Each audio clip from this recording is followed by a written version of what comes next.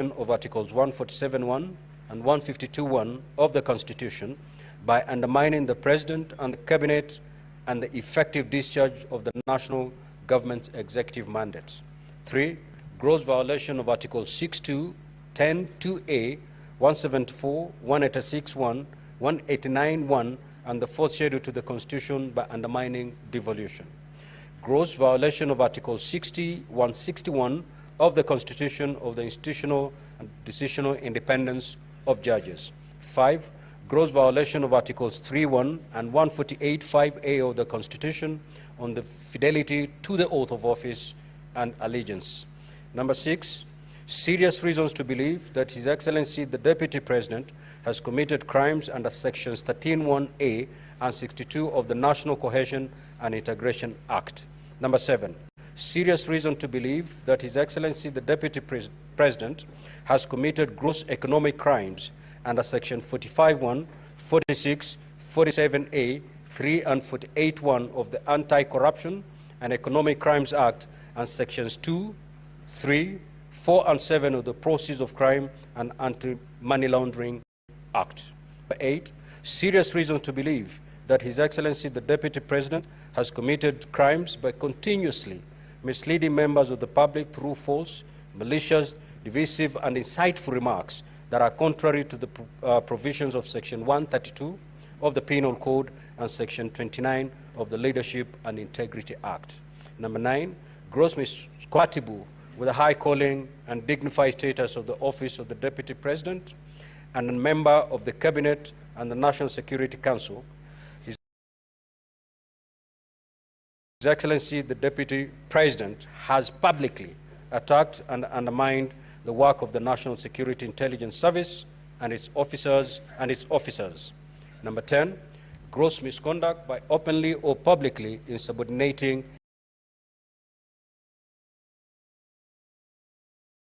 the President, who is the head of state and government.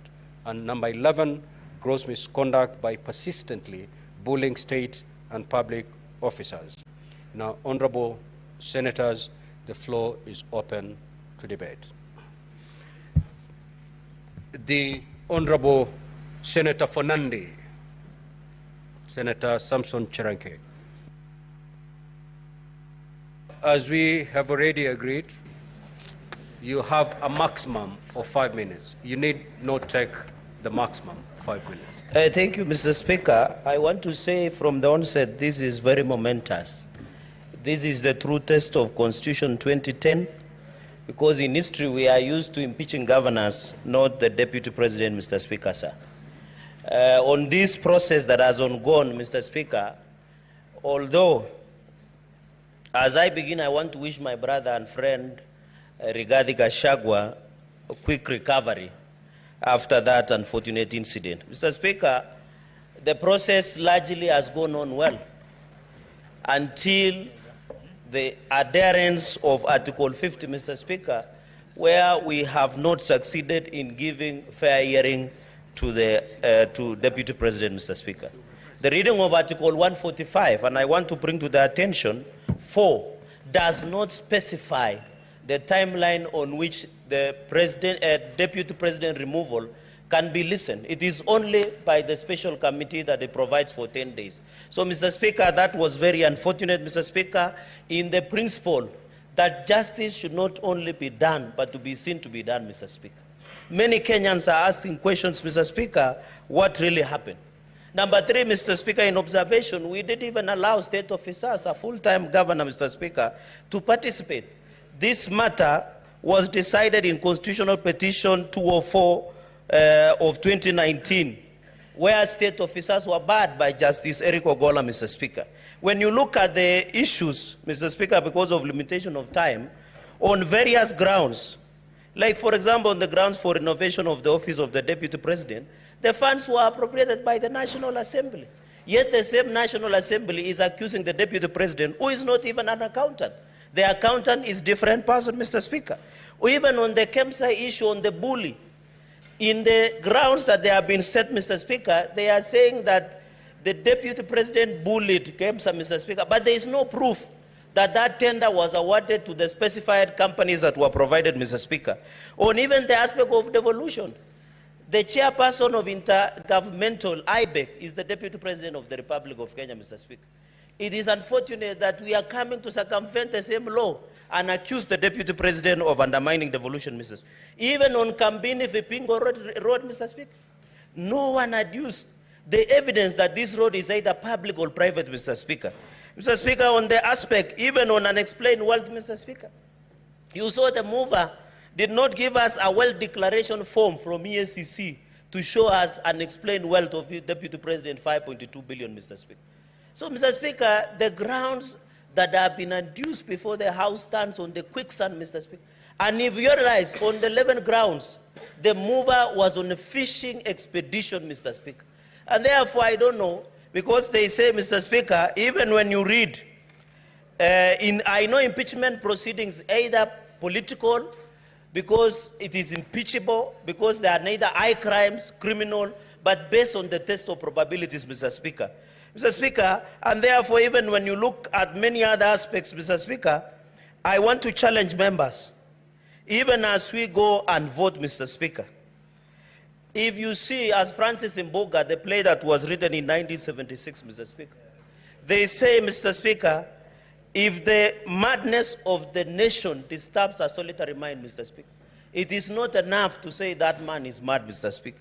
Where we are at crossroads as a country, Mr. Speaker, whatever the outcome today, this country must move on, Mr. Speaker. We must proceed, Mr. Speaker. I know after today, the decision that we'll make today is not about the Deputy President. It is about the justice to Deputy President, justice to the people of Kenya, justice to each and every Kenyan who voted for the Deputy President, Mr. Speaker. And I want to finish by reading the book of Zechariah, chapter 8, verse 16, Mr. Speaker. I am preaching today, Mr. Speaker. And may it get to the souls, Mr. Speaker. Amen. Zechariah, Mr. Speaker, 8, verse 16. And even Glenn Washington, Mr. Speaker, and Morgan Heritage in Reggae, they say a man is not guilty until it is accused of being. Mr. Speaker, in Zechariah 8, verse 16, these are things that you are to do. Speak truth to each other and render true and sound judgment in courts. Senate, my colleagues, by the time you cast your vote, think about it. It is not about Regade. It is not about anybody else. It is about the Republic of Kenya, our children, our nation, Mr. Speaker. I finish by saying,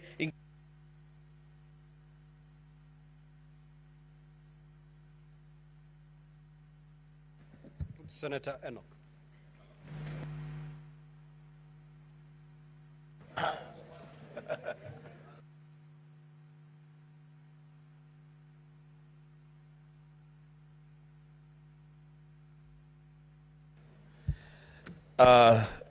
Thank you, Mr. Speaker. Mr. Speaker, there is a reason why my colleagues call me bishop, others call me pastor. Mr. Speaker, the book of Deuteronomy, chapter 19, from verse 18 to 19, is a false witness and has accused his brother falsely. Then you, the judges, shall do to him as he had meant to do to his brother. So you shall purge this, being called upon to judge between the National Assembly and the Deputy President of the Republic of Kenya through a motion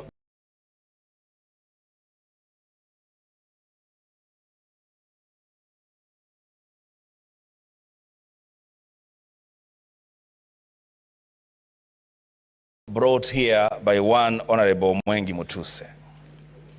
But Mr. Speaker, here we are, and where duty calls, I will answer the call with courage and guided ire for that which is good for our nation. Mr. Speaker, I would have expected that the crumbling relationships within the Kenya Kwanza administration would perhaps have been handled within their PG or their neck and resolved there. But because they have chosen this path, Mr. Speaker, they have made their bed they must lie on it. Mr. Speaker, the mover of the impeachment motion must have a very dim view of the Senate of the Republic of Kenya. He comes to us with innuendos, falsehoods, sensational statements, and dropping of numbers without a shred of evidence. The Speaker, he begins his own illustration by saying sometimes in 2023. He goes on, the Speaker, to speak about at another forum in September 2024. Mr. Speaker, we are debating an impeachment motion of the Deputy President of the Republic of Kenya. The least that these judges would have expected, the least that this country would have expected, is due diligence on the mover of the motion. Getting every event and every date right, in fact, minute to the second. This is a serious issue, Mr. Speaker. But Mr. Speaker, because of time, I will say two things. One, let it be known to this House and to this country that those of us who subscribe to the ideals of the Azimio One Kenya Alliance are totally and grossly opposed to the idea of a government of shareholding. We don't subscribe to that idea. We believe in an all-inclusive government where every person and every region have their space in this country. But Mr. Speaker, when that matter was presented to us as an accusation, as a ground for impeachment of the Deputy President, during cross-examination and going through the evidence table before the Senate, it is clear to this House, it is clear to this country, that the idea of a government of shareholders is a foundational policy of the Kenya Kwanza administration. The signature for that policy is appended by none other than the party leader of that coalition, the President of the Republic of Kenya, the Speaker of the National Assembly, the Chief Cabinet Secretary, and Mr. Speaker, I would dare say, don't drag the Speaker of the Senate to this because he's not part of this. Mr.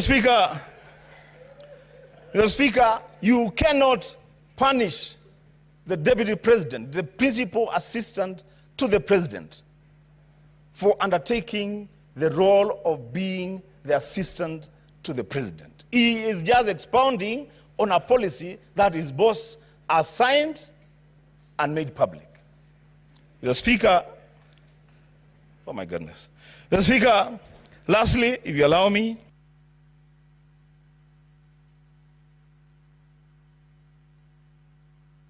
Senator Metho.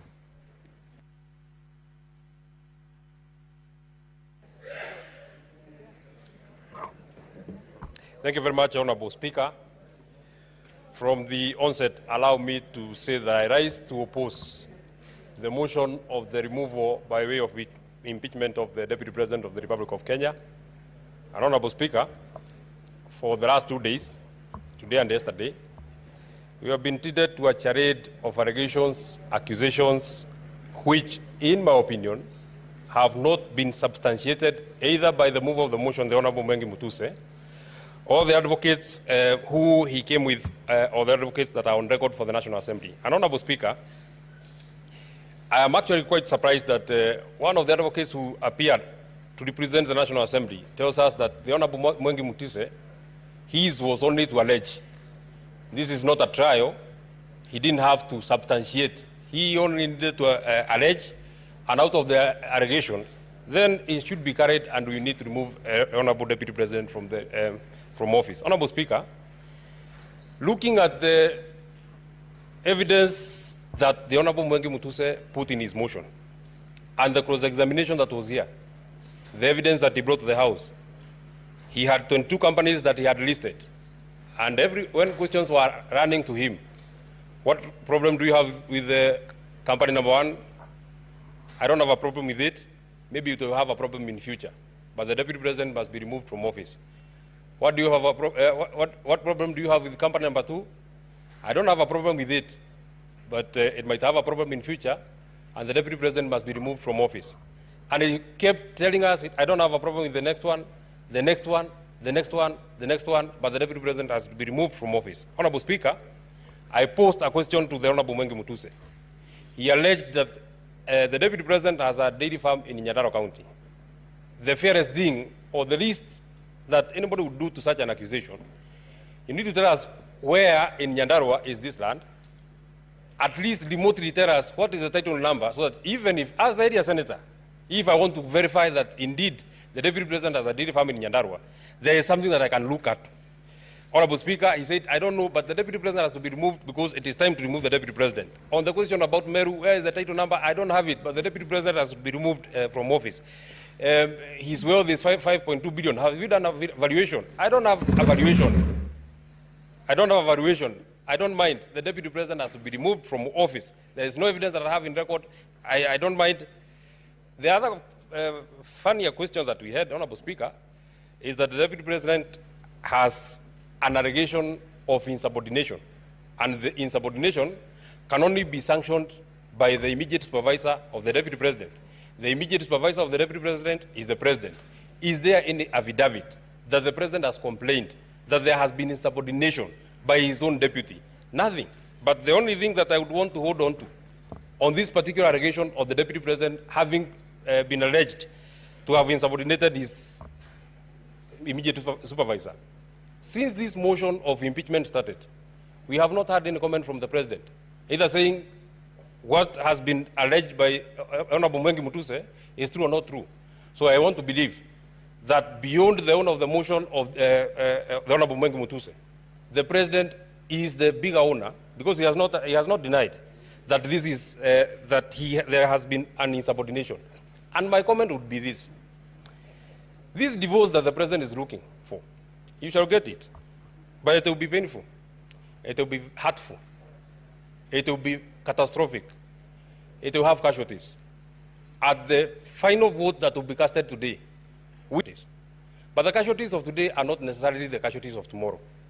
And out of the vote that shall be taken, I'm speaking to our partners in the coalition and the other people who are here from ODM and the other parties.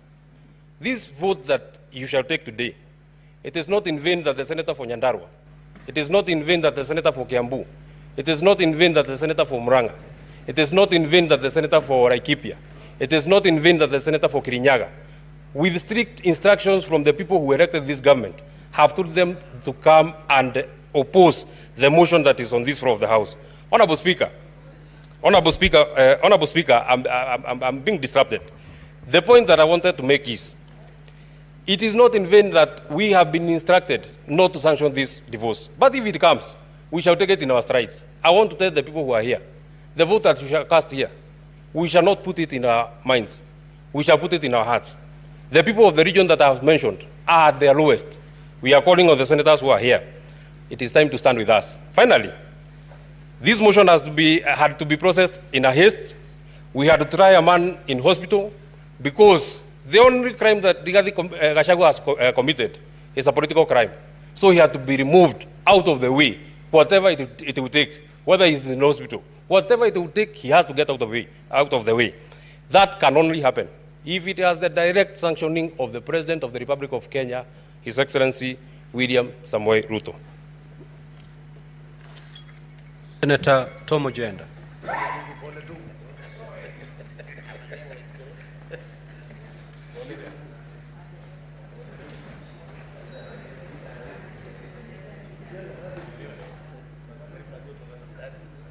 Honorable Speaker, it is with a heavy heart that I stand in Senate today to comment on the motion and the 11 charges that have been preferred against the Deputy President, His Excellency Rigathi Gachagua. During today's session, when the advocate for the Deputy President, made a presentation, I posed a question to the advocate. And the question, Mr. Speaker, sir, related to the share question which informs count one. Count one is on gross violation of Article 10.2, Article 73, Article 75, 129, 147, and 131 of the Constitution.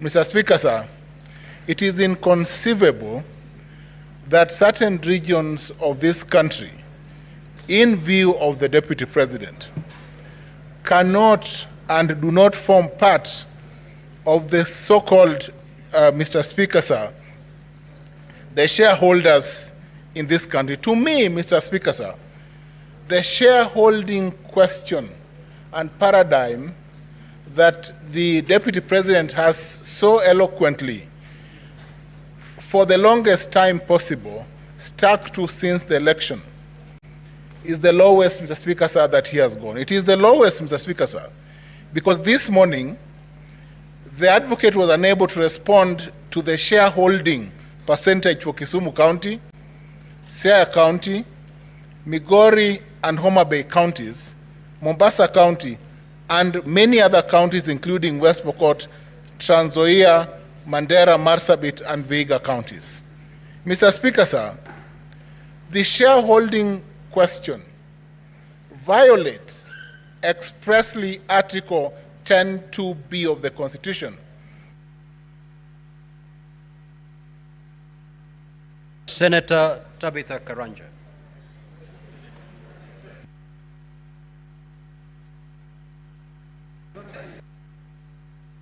You have 2 more minutes. It's a system flow. Speaker, I thought that was rigging. I thought that was rigging. But Mr. Speaker, sir, may I move to just conclude, to move? Mr. Speaker, sir, the President, we have moved under Articles 145 to 150 of the Constitution to impeach the Honorable Deputy President. The embodiment of the role of the President at Article 131 of the Constitution, Mr. Speaker, sir, the President is the embodiment of this country. He represents this country, and therefore, Mr. Speaker, sir, any coalition agreements of any nature must crumble in the face of Article 131 upon election.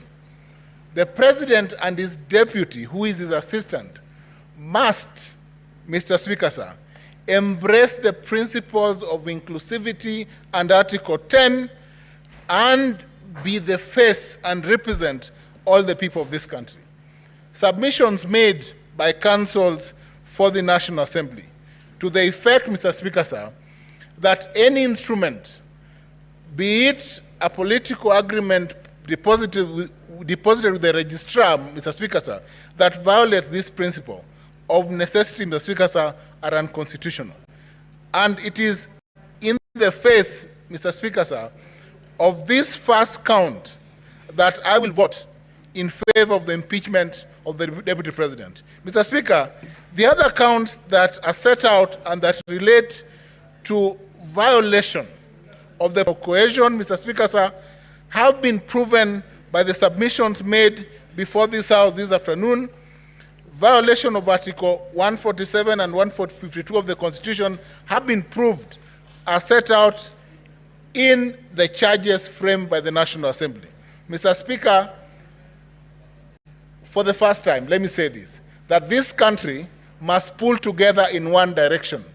And that direction, if the President, Mr. Speaker, sir, and the Deputy cannot work together, then the interests of this nation cannot be safeguarded by allowing the Deputy President to continue being in office if his ideals are clearly in contravention or oppose the ideals that are held by the President of this country. We must support His Excellency President RUTO to run this country in a coordinated manner that Mr. Speaker, sir, brings together all the citizens of this country in a manner that coalesces all the 45.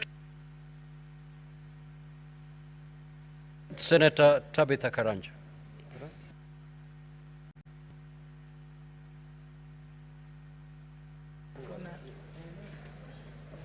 Thank you, Mr. Speaker, sir, for also giving me this opportunity. And I want to take this opportunity and convey my pole to the Deputy President, and we wish him a quick recovery.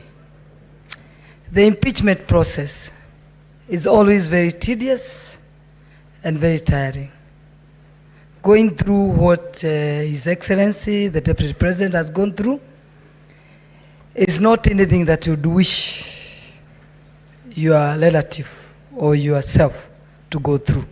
So we tell him pole, and we wish him a quick recovery. Would have wished if he was here, at least when the senators are talking, he can represent himself. But unfortunately, the procedure must go on because we are time-bound. This leadership, we must make decisions for the people of Kenya.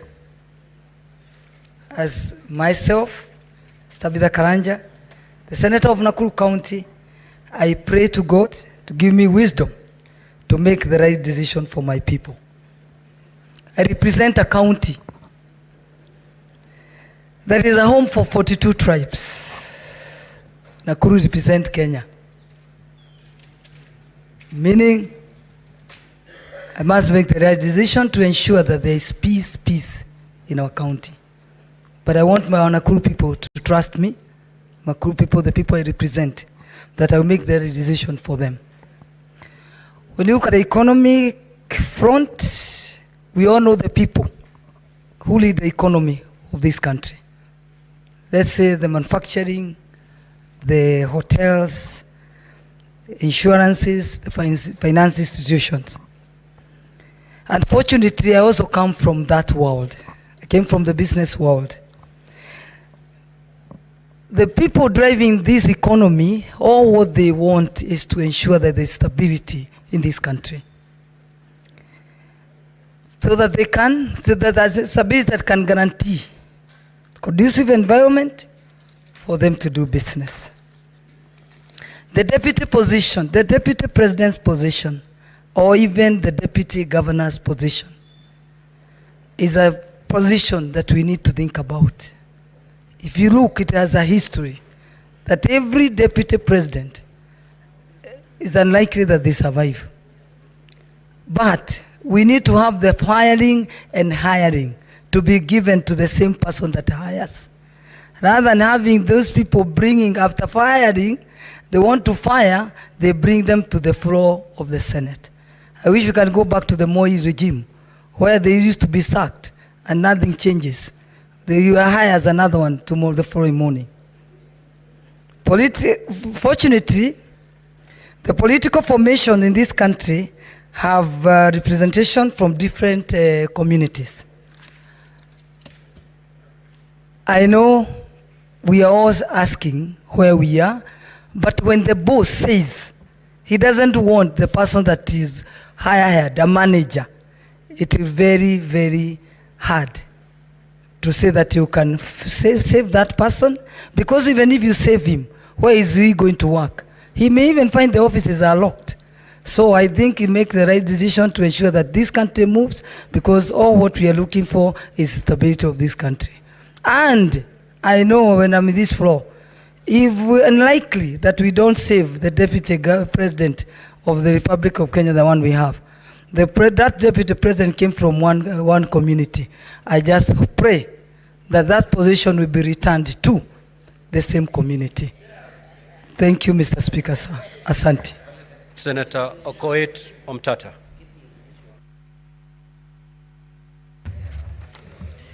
Thank you, Mr. Speaker. I stand here not to defend a good man. It's not important whether His Excellency the DP is a good man or a bad man.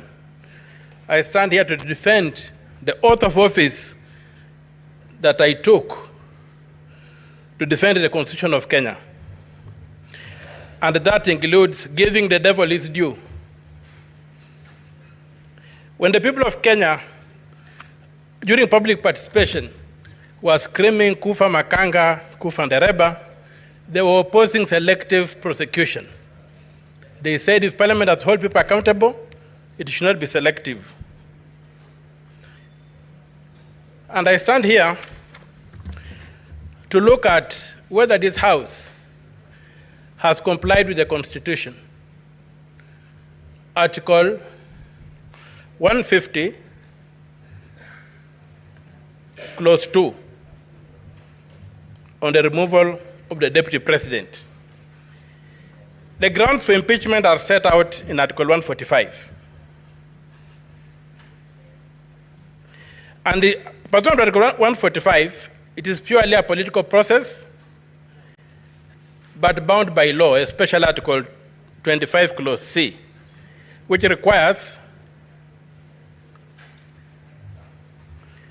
that somebody is given a fair hearing. So the removal of the president by impeachment on any ground under Article 145 is a grave matter that involves overturning the sovereign will of the people as expressed in a democratic election. Even more profoundly, it means that the person so removed is prohibited for life from enjoying the rights under Article 38, Clause 3, Paragraph C, to be elected and hold office, to vie for, be elected and hold office. So the constitutional bar that must be cleared for the removal of the president from office is high. The Constitution requires that the removal must be well-founded in law, and that's why it prescribes the thresholds. And it must be objective. It is not a simple matter of numbers in the National Assembly and in the Senate. An impeachment is not a vote of no confidence. We must distinguish that. A vote of no confidence is a simple matter with no standards. It's just a political thing that you make, and somebody resigns from office, but he can come back and get to office again. This is an impeachment. So, Article 150, Clause 2 provides that to remove the Deputy President, the provisions of Article 144 and 145 relating to the removal of the President, the Deputy President, of the President shall apply with the necessary modifications to the removal of the Deputy President.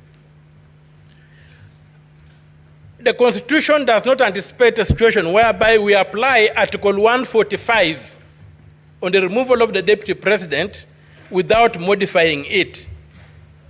The phrase is, shall apply with necessary modifications. What modifications has this House made, or the National Assembly made, or Parliament as a collective made to Article 145 before applying it to the Deputy President? Can we impeach the Deputy President using the standard for impeaching the President, when we know very well that the President is immune to prosecution? And therefore, the certain standards that apply to him won't apply to the Deputy President. So given that the Deputy President has not enjoyed those immunities, how are we protecting him? How are we ensuring that this process is constitutional? It's my submission there's a total failure on Parliament to have proceeded to impeach the Deputy President without making the necessary modifications to Article 145. And we have seen the potholes we have fallen into. It's okay for the President because the President is immune from judicial processes. But is it okay that the Deputy President should be prosecuted using the same standard used for the President? And the drafters of the Constitution. Senator Ali Roba. Thank you very much, Mr. Speaker. I'd like to time so that I don't lose my apologies. Thank you very much, Mr. Speaker. Yesterday, the Council for the Deputy President had really spent a lot of time in trying to bring out non-issues, leaving out the critical substance of the case against the Deputy President.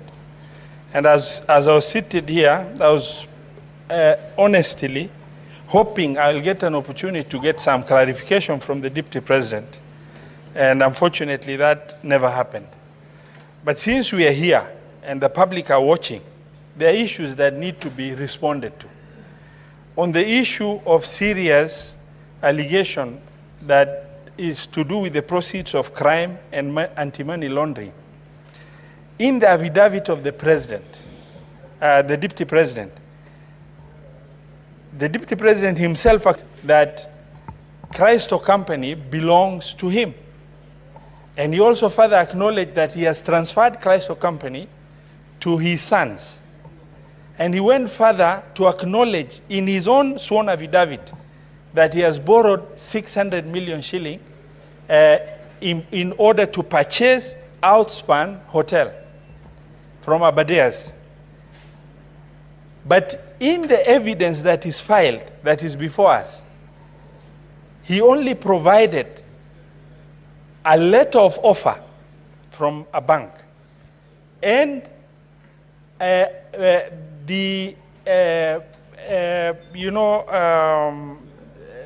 resolution of the company. But he failed to provide, and all of us understand the loan process and how tedious it is.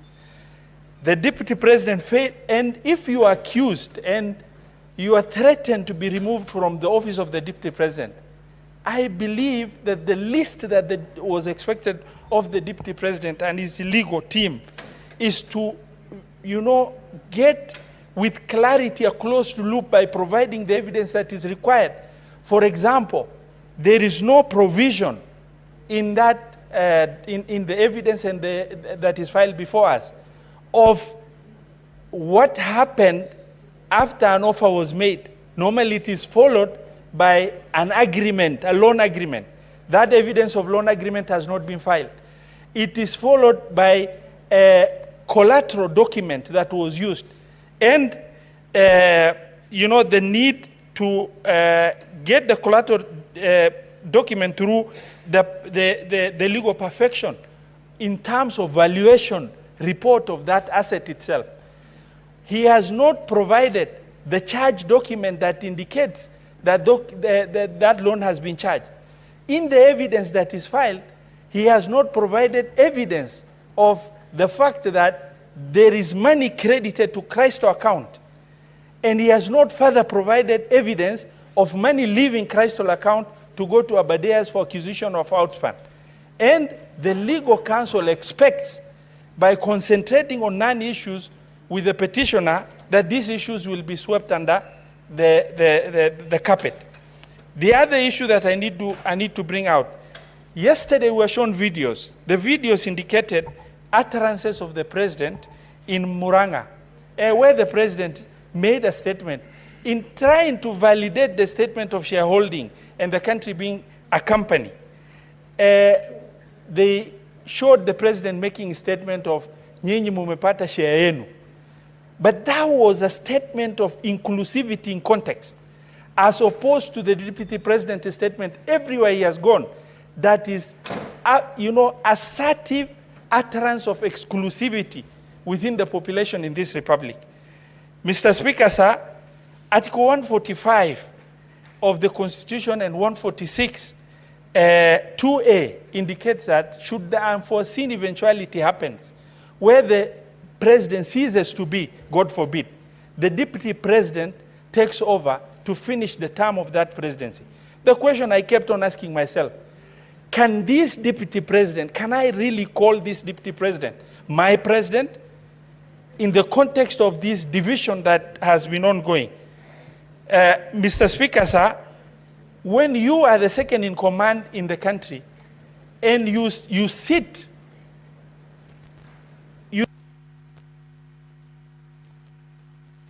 Senator Karungo. Senator Karungo. No, I want to speak from the floor.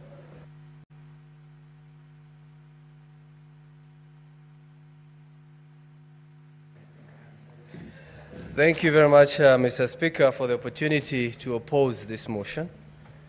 I stand to oppose, and I'll start from where I left by saying that children deserve the most honest and thoughtful answers. And allow me, when I give my point, to talk to my children and the children of patriots of this country, Mr. Speaker. Mr. Speaker, cutting off the neck does not cure headache, Mr. Speaker. Mr. Speaker, it is one thing to condemn a healthy person and another to condemn someone who is sick or bedridden. Today, we were told the Deputy President fell ill and he requested for time for us to give him an opportunity so that we can hear him. But that opportunity was not granted because we're in a hurry, and yes, I think we are. I don't know to where. Mr. Speaker, this is an impeachment in absentia. And I believe, Mr. Speaker, without contradiction, that probably it is a flawed process, Mr. Speaker. And for some reason or at some point, I was not able even to know who we are impeaching. Is it the Deputy President or the Governor of Siaya, Mr. Speaker? Why am I saying that? Because our standing orders, Standing Order 81 and Standing Order 80, says when a governor should appear before us. And we saw a governor standing there, Mr. Speaker. So sometimes I was asking myself, maybe the governor impeached himself by just appearing to us, Mr. Speaker. And I want to tell you, Mr. Speaker, when you listen to Mr. Mutuse, the main witness, when we ask him questions, he was saying this is just a prima facie, prima facie, prima facie. I'm not a lawyer. I Googled, and it says, prima facie says on first sight. So we are impeaching the Deputy President on allegation of at first sight. Mr. Speaker, we don't even love at first sight nowadays. But we have made the process of impeaching a Deputy President so easy than kicking out a nagging boyfriend or a nagging girlfriend. So I stand here from Kiambu saying that, Mr. Speaker, I'm not going to impeach the Deputy President because listening to the accusation here, they are not enough. They do not meet the threshold of removing somebody from the office. You ask Mutuse, here you had it. Mr. Mutuse, tell us. He says, I was not in an investigation journey. Mr. Mutuse, I just imagined. Mr. Mutuse, I don't know. Mr. Mutuse, I believe. Mr. Mutuse, Senate, believe me. Even if you don't believe me in one occasion or in one ground, just take one, the one that you love, Mr. Speaker. Mr. Speaker, it's sad that my brother, a person from my area or my region, the Deputy President of this country is being impeached. And I want to talk to the majority leader, person I really respect, and also the senator for Bomet, Mr. Sigei. When we hope to save a brother, remember us when we ask you to save our brother, Mr. Speaker.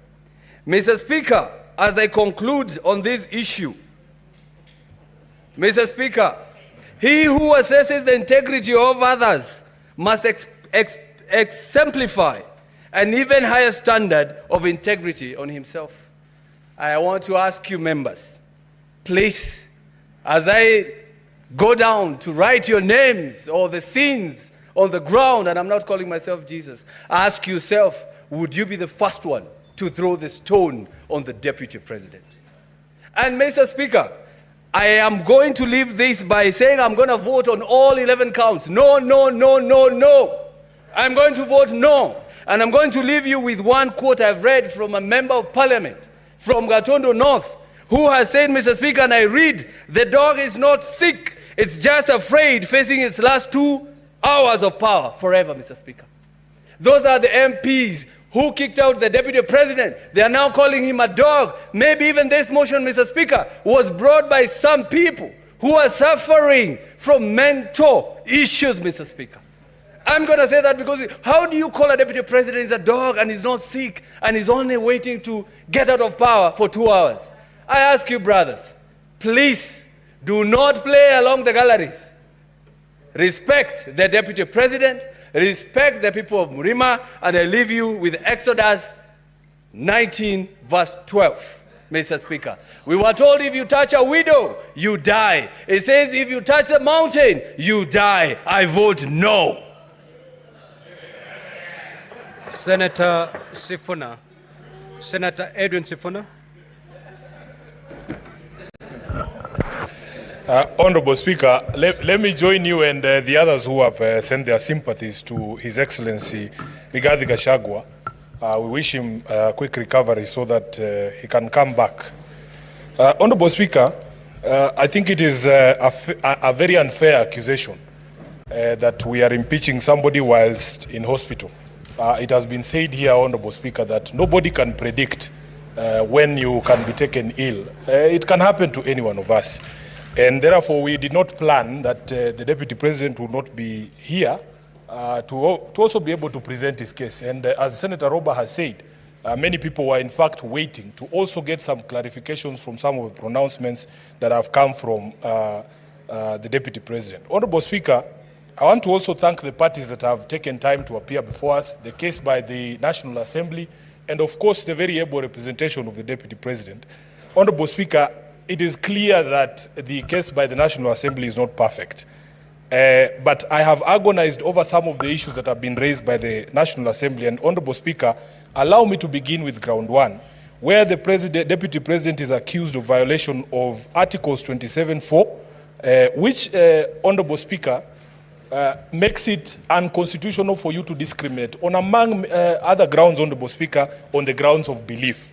Secondly, Honorable Speaker, there is also an express provision under Article 73 on the same, and Article 33(3)(d) that specifically deals with speech, Honorable Speaker, that constitutes advocacy for hatred on the basis of discrimination. Honorable Speaker, yesterday when I put this question to the legal team of the Deputy President, I was expecting a proper explanation, but of course, you all saw that they chose to throw snide remarks. Senator Gataya and Senator Tabitha. Please pause my time. Senator Tabitha, you're speaking. Pause my time. Senators give you a pin drop silence. The same must be extended to the Senator for Nairobi City. Sit down, Senator Mofire. Proceed. So, Honorable Chair, Honorable Speaker, yesterday when I put this question seeking clarification to the defense team, they chose instead to make snide remarks about appointments that have been made recently of members of my party, ODM. Honorable Speaker, I have agonized about some of the things that the Deputy President has said. In fact, in my entire time as an elected leader, I've met the Deputy President only once, and this is the second occasion when he was in the House. And both of them, honestly, were very sad events. The first one was a funeral, and these proceedings can also be likened to a political death if the House decides to impeach him. But, Honorable Speaker, on that occasion, I did tell him to his face my position on some of the utterances that have come from him, that in fact, I strongly objected to those pronouncements. His legal team sought to hide behind these coalition agreements. I have agonized over what to do with an agreement, Honorable Speaker, that ousts the mandate of constitutional bodies. For instance, Honorable Speaker, you are told that in the agreement, positions that essentially are supposed to be available to all Kenyans through advertisement by the Public Service Commission, like permanent secretaries, have already been dished out. So what am I supposed to do with a contract that ousts the mandate of the PSC, a constitutional body? What am I supposed to do with a contract that ousts the mandate of this House, Honorable Speaker? For instance, to vote for the person who sits in the chair that you sit in. And if memory serves me right, Honorable Speaker, members who are not signatories to the coalition agreement of Kenya Kwanza, in fact, participated in voting for you to become the Speaker. And many of them were members of my political party, ODM, although, of course, I was not one of them. Honorable Speaker, there is a position in law about what to do with illegal and unconscionable contracts. I feel that the Deputy President wasted an opportunity to give clarification on his pronouncements that, Honorable Speaker, he chooses to hide behind a contract that I consider unconstitutional is something that I have agonized over. Honorable Speaker, one of the questions that was posed to him is what, I remember a discussion about which is what are the strongholds of ANC and Ford Kenya. And somebody said that it is Western Kenya.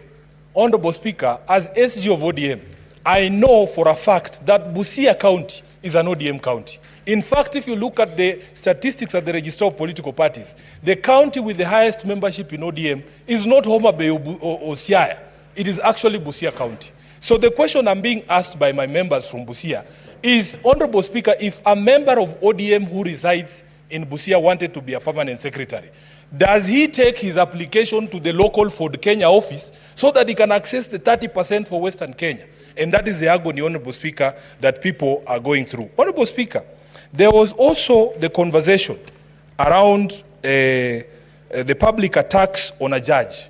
As a lawyer, as an advocate of the High Court, sworn to defend the Constitution, I agonize over what I'm supposed to do with public attacks on judicial officers, Honorable Speaker, people that I appear before seeking justice for my clients. Honorable Speaker, we have a discussion around also attacks on intelligence institutions in our country and the Director General of the Intelligence. Honorable Speaker, it was argued here that in fact, as a member of the National Security Council, the Deputy Speaker has a forum, the Deputy President has a forum to bring up. Senator Karen Nyamu.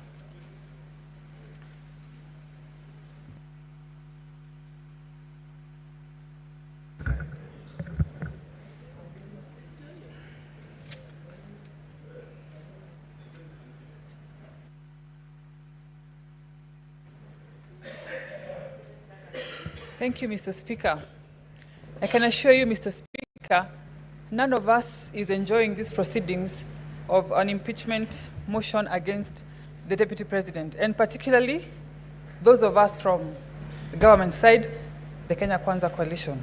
And for obvious reasons, Mr. Speaker, because he has been our leader, we have been in the trenches with him, fighting for this government. And so it has come to this, and I can assure you we are not particularly very excited about it. I personally have interacted with him on numerous occasions. If you look in the internet, Mr. Speaker, you will see photos of me dancing with the Deputy President, Mr. Speaker. I have followed these proceedings very keenly. All the 11 counts, one that the gross violations of the Constitution, Article 10(2), the one that talks about the conduct of public officials, including the Deputy President, the one that talks about him being a principal assistant of the President and an extension of the presidency, Article 147, that talks about his insubordination, and one that Sifuna has talked about, Article 160, that deals with undermining public institutions, and particularly the judges, Mr. Speaker. I have been born and grown up in Nairobi County, in Eastlands particularly. And where I come from, when we grow up, we are not even aware of each other's tribe. Our neighbor could be from any other tribe.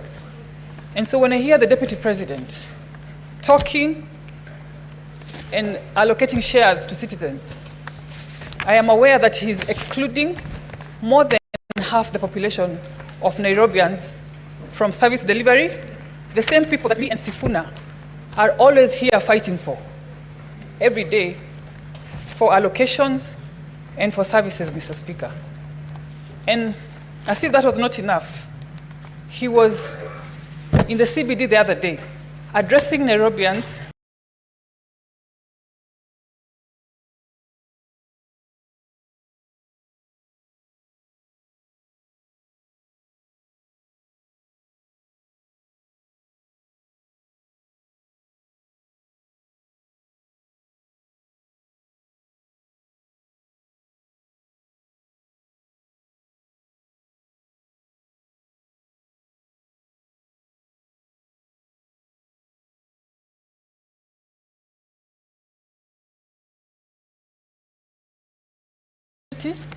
and to have a national outlook, Mr. Speaker. Because to some extent we want to put some blame on the President. Because we are wondering what he looked at when he picked his running mates. Thank you, Mr. Speaker. Senator Kajwang.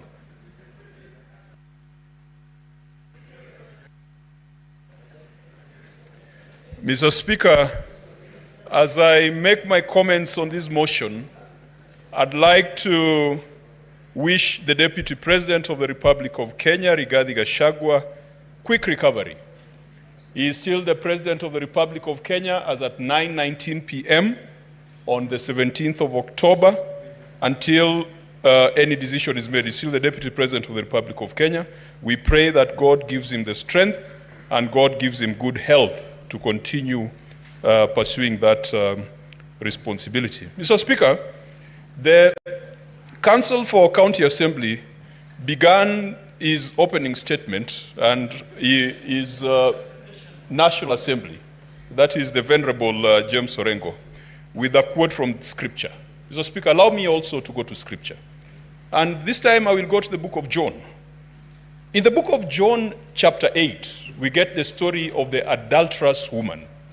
Mr. Speaker, Jesus Christ is teaching his disciples at the temple early in the morning, and the scribes and the Pharisees early in the morning drag a woman to his presence and say that this woman has been caught in the act of adultery.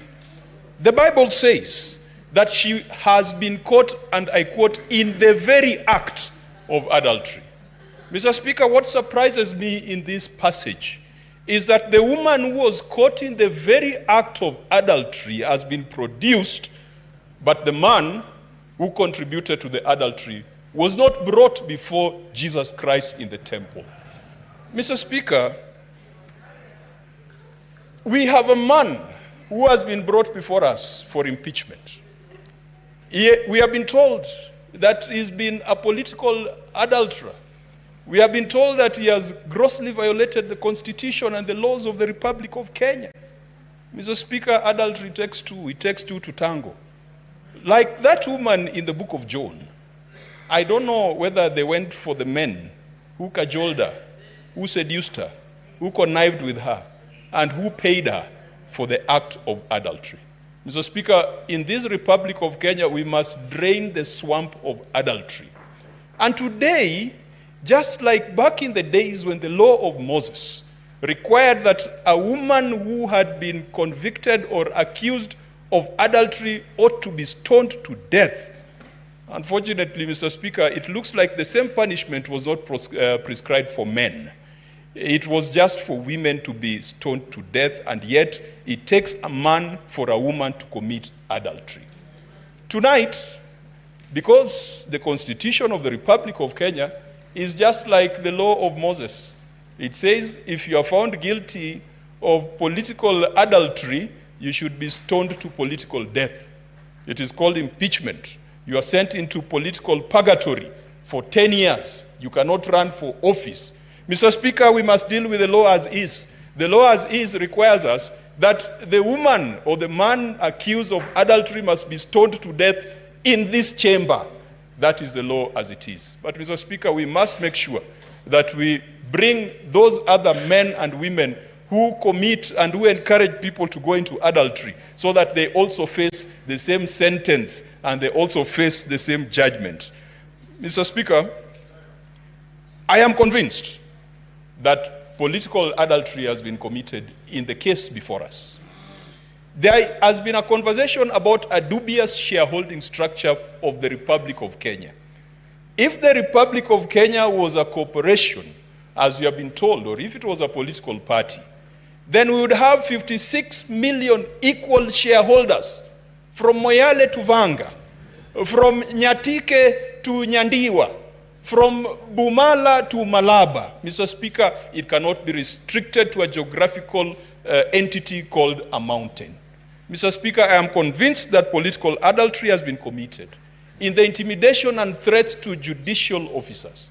I am convinced that political adultery has been committed in public attacks on our intelligence service.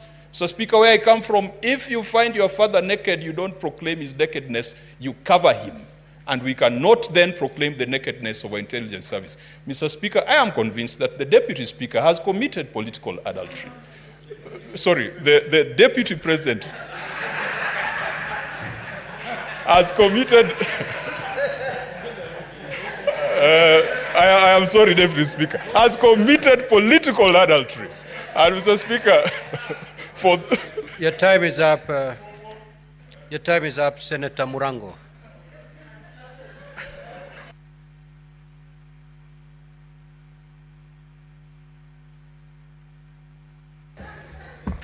Asante sana mstahiki Spika. Kwanza ningetaka kumwombea afueni haraka naibu wa rais. Alafu niseme hivi.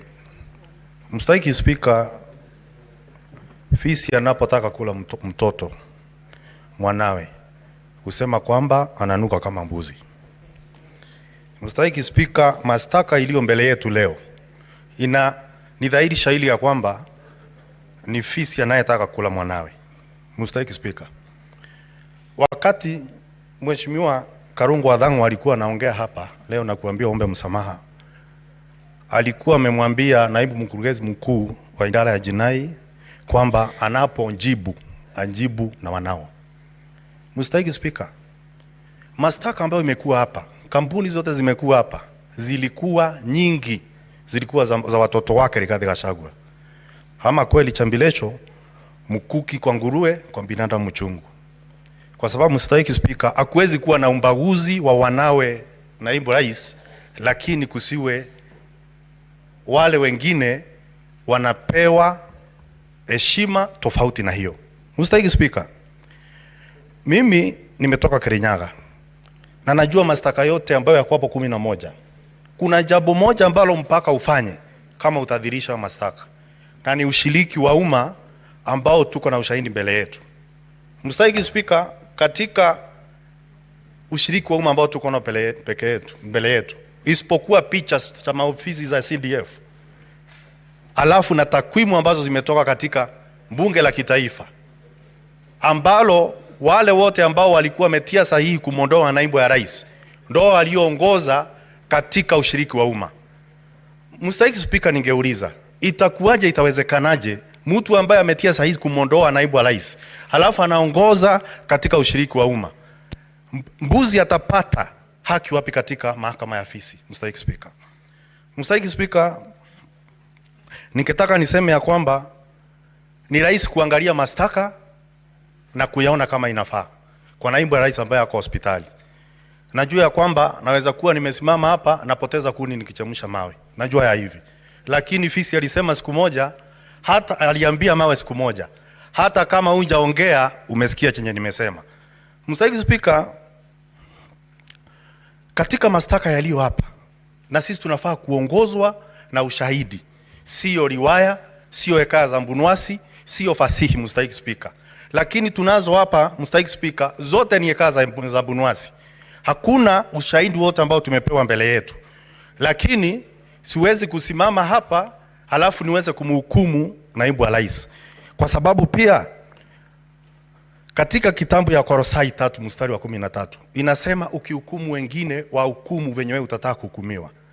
Sasa Mstahiki Spika, itakuanje kwamba walioorodhesha mashtaka yaliyo hapa na kosa kuleta ushahidi tunafaa tuamini leo? Ni chuki ama ni uchungu gani ambao wako nao na naibu wa rais? Mstahiki Spika, unajua akuchukiae huwa anakuambia unamtifuria vumbi hata wakati unaogelea.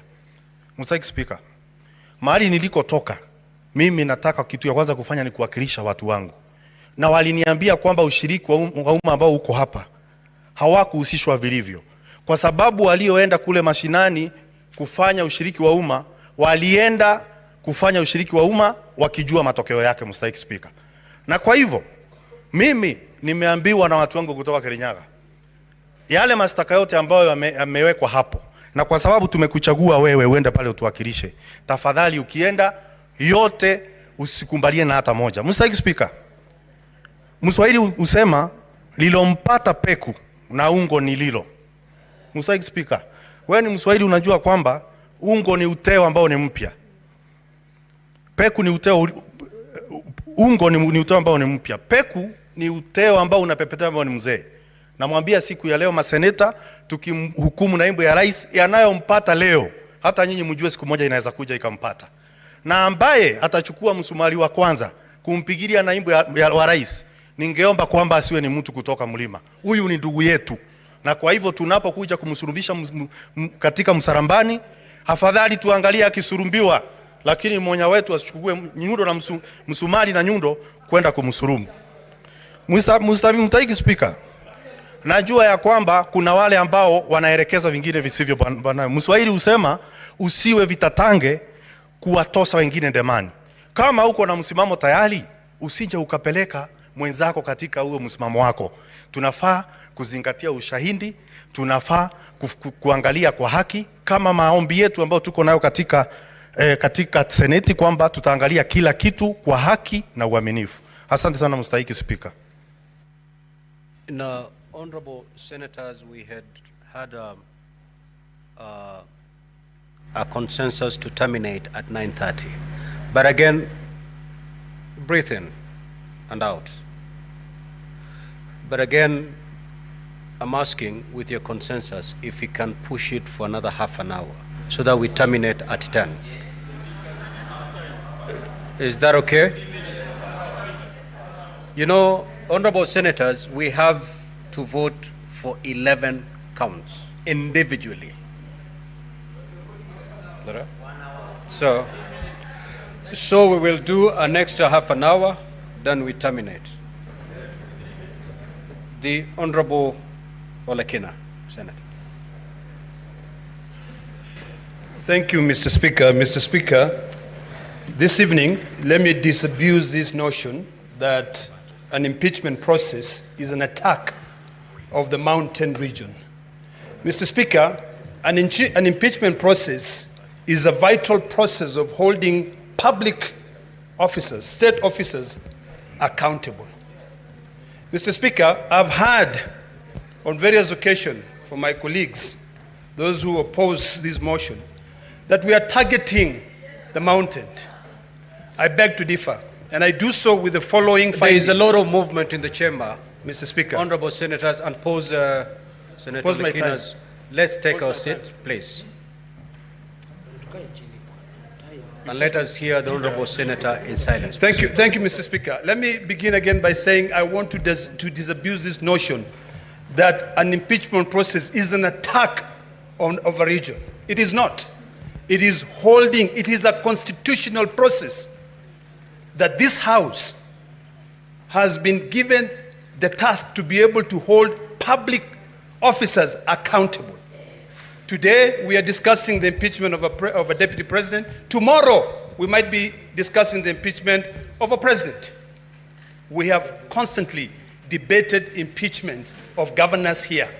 I've never heard at one given time when people come up and say we are targeting a particular community. We are not, Mr. Speaker. Mr. Speaker, we have been entertained this afternoon or the last 2 days with the defense alleging that the shareholding utterances made by the deputy president is that he was referring to the shareholding of a coalition agreement.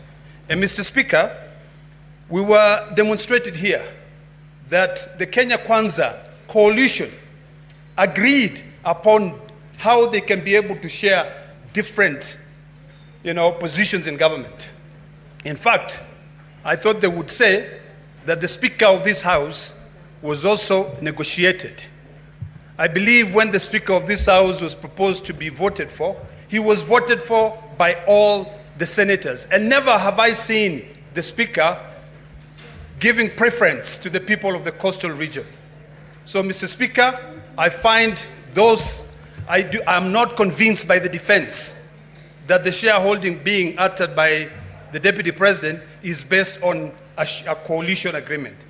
Mr. Speaker, the defense attempted to respond to the allegation on ground 8, whereby they say that the utterances of the Deputy Speaker violate Section 132 of the Penal Code. It is important for us to know what Section 132 of the Penal Code says. it actually make it illegal to utter, print, or publish words or acts that brings into contempt the lawful authority of a public officer. The decision made by Justice Esther Maina in her capacity as a judge of the High Court is protected by the position that she holds. So it is a bit nonsensical for the Deputy President to go out in public, instead of following the due process of the law, to be able to go out and appeal the decision of that judge. Until today, Mr. Speaker, the coercion which was used to be able to return the 200 million shillings back to the Deputy President, that money must go back to the public. Mr. Speaker, the Deputy President has got a forum. Article 240 of the Constitution puts him as one of the key members in the National Security Council. He has got a forum to be able to go out there and express his dissatisfaction with the NIS. When he calls a press conference and outright says that the Director General of the National Intelligence has completely brought that service into a halt, he was exposing the secrets of this country, and what he was doing is that he was actually saying that we have got no control. Mr. Speaker, if for anything, today I'll cast my vote based on various issues. One, on shareholding. Two, on the violation of Section 132 of the Penal Code. Three, on the issues of coercion.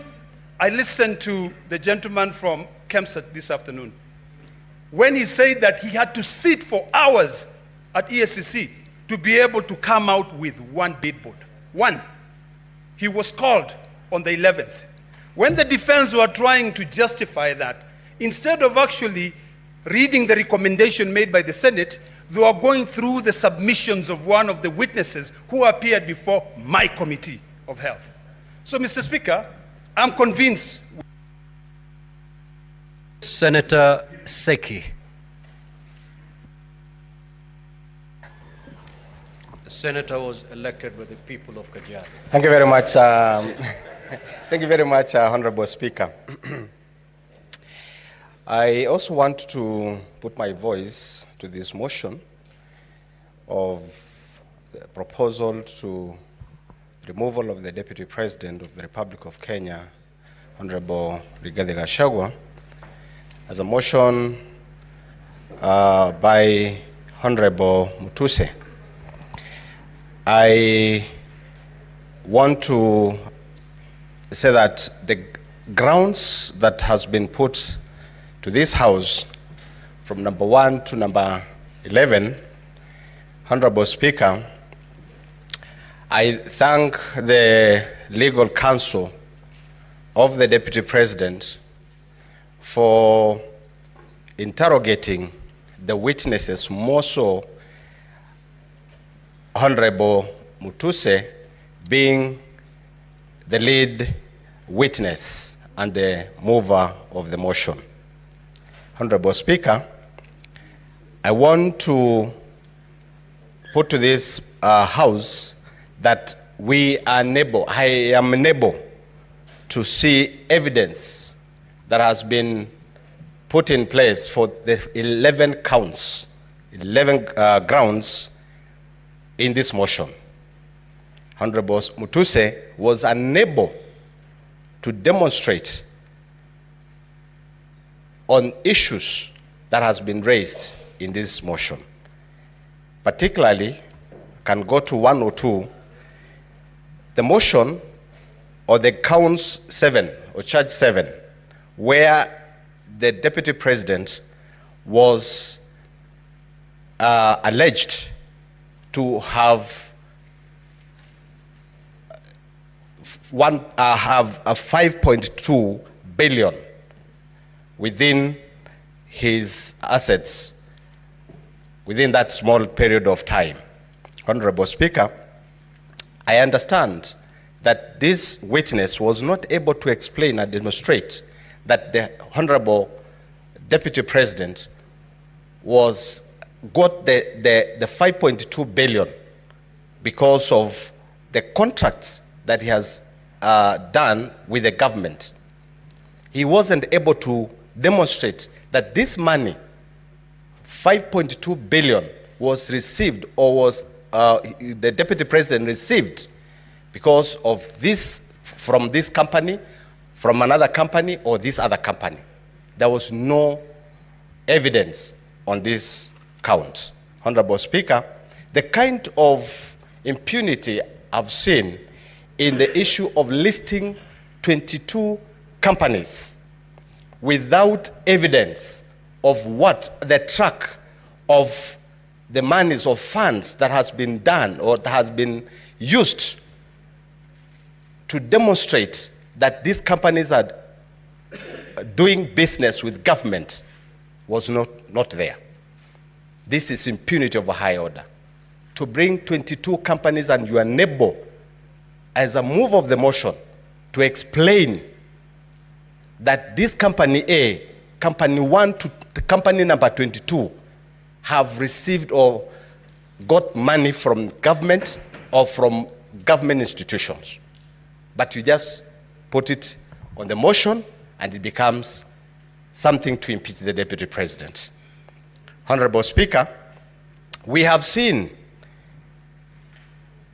where the deputy president is alleged to have conspired with a company, Agrobrick Investment Limited, where the control of State House, as an accounting officer of the State House, signed the contract,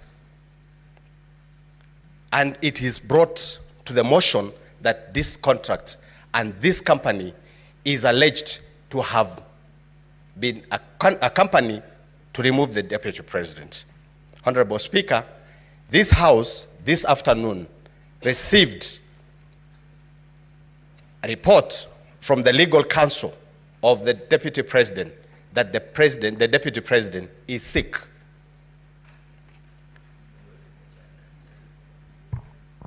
Now, we are ready. Senator Faki.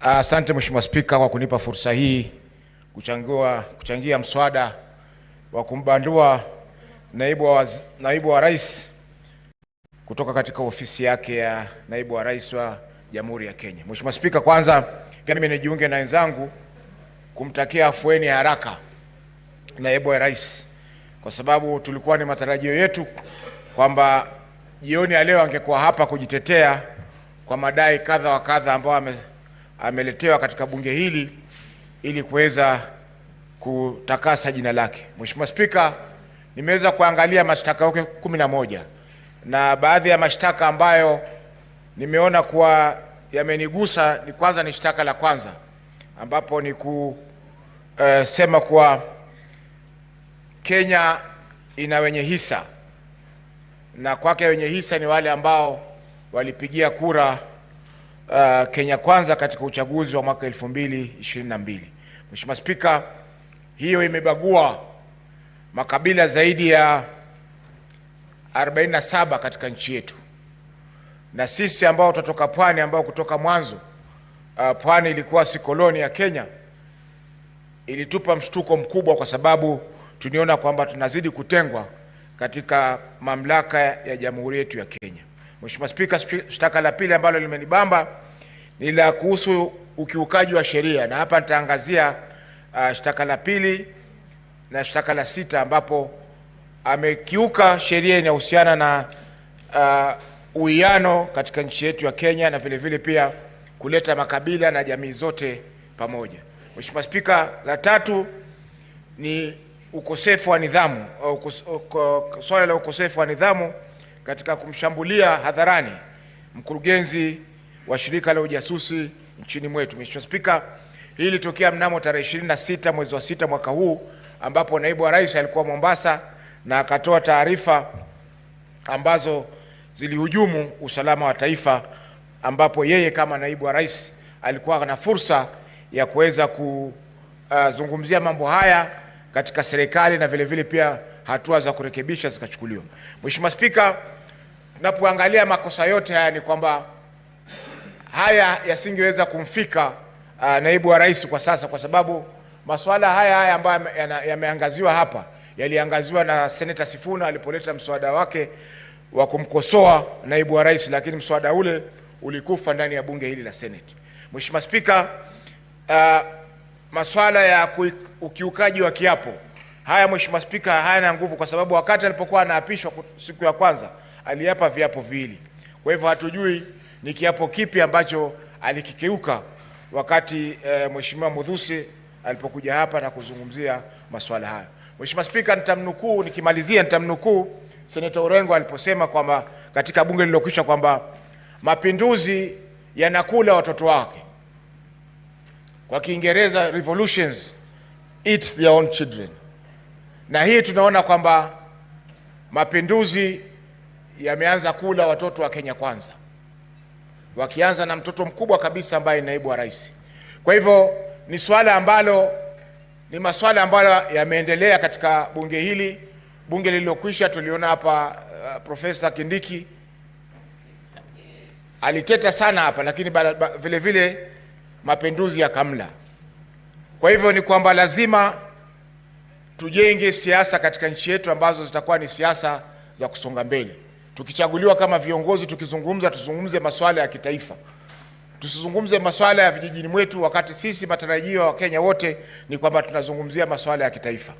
Kwa hiyo Mheshimiwa Spika, napongeza pia bunge hili la Senate kwa kuonesha ukakamavu na vile vile pia umahiri mkubwa wakati tumeweza kusikiza kesi ya naibu wa rais. Labda kwa siku za usoni tutapata pia fursa ya kusikiza kesi ya rais wa Jamhuri ya Kenya katika bunge hili letu. Asante Mheshimiwa Spika kwa kunipa fursa hii. Senator Oroba.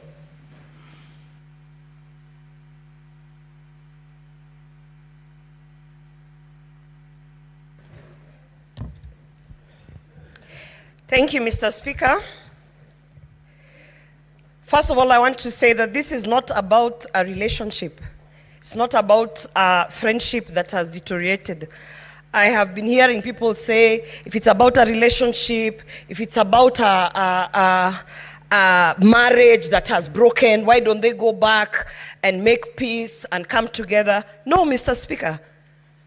These two individuals, His Excellency the President and the Deputy President, did not come together so that they can live happily ever after and have children, Mr. Speaker. They came together so that they could deliver development to the people of Kenya, Mr. Speaker. So this, what we have been doing here for hours and hours, it pains me when I hear people saying, you know, about adultery and relationships and what, and I'm wondering, no. We have been here because of 11 counts, Mr. Speaker. A very serious impeachment motion because of not 2, not 3, but 11 counts, Mr. Speaker. In my condition, I have had to sit here and go through all 11 counts to understand which one actually has been substantiated and which one holds water. So no, this is not about a relationship. And we should not expect that because they came together, they should now go and sit somewhere and make peace. Now, and you know, stop disturbing us. No, Mr. Speaker. 11 counts of an impeachment motion is something very serious, Mr. Speaker. And it's very unfortunate that of the 11 counts, about 4 counts, Mr. Speaker, were not even substantiated, Mr. Speaker. Very shocking. When you have a team of legal experts sitting down bringing 11 counts, at the very least, they should have even substantiated 9, Mr. Speaker. But 4 counts, ground 2, when you talk about undermining a cabinet decision, how did we not have the witness come here to speak so that we can be able to understand? Some of us, we don't sit in cabinet, and we need to understand what a cabinet decision is, how it is undermined. Mr. Speaker, the witness was not produced. We had another witness who did not come here in terms of undermining devolution. Governor Sakaja signed an affidavit, but then did not appear, Mr. Speaker. People must respect the Senate, because when we are sitting here to analyze 11 counts, Mr. Speaker, honestly, in all fairness, they should at least be substantiated to some level. However, Mr. Speaker, I have lived through the post-election violence of 2007, 2008, and it is very strange that 2007 I was also pregnant, Mr. Speaker. And when I remember, Mr. Speaker, the things that triggered the post-election violence, Mr. Speaker, in 2008 of January, it was such utterances such as Musiguze Mlima, Mr. Speaker. They started as a joke, and before you knew it, matatus were being stopped and people were being asked, get off the matatu and showcase your IDs, and arms and limbs were being chopped off, Mr. Speaker. So we might think it is a joke, this shareholding narrative, Mr. Speaker, but having lived through that post-election violence, and I remember very well, Mr. Speaker, that I even had to choose the people who are operating, you know, on me in 2008, because I was afraid, you know, as Kisses, we love everyone. People always think we are traitors because we welcome everyone. So at that time, the attack on us was from both sides, Mr. Speaker. And so therefore, I do not take this shareholding narrative as a light thing. I do not take this Musiguze Mlima as a light thing, Mr. Speaker, because I have been affected directly. And on that count, Mr. Speaker, I definitely have seen that it has been substantiated. We have seen the evidence, and we have even seen repeated utterances of causing divisiveness in this country, Mr. Speaker. And I want to say today, Mr. Speaker, this country is not about one person. It is not about William Ruto. It is not about Rigathi Gachagua. This country is about the 50 million Kenyans who have to live in peace and under the national unity, Mr. Speaker. And for that reason, Mr. Speaker, I want to say that on that shareholding narrative, I hold my ground, and I will definitely vote that he should be impeached. Senator Kavindu.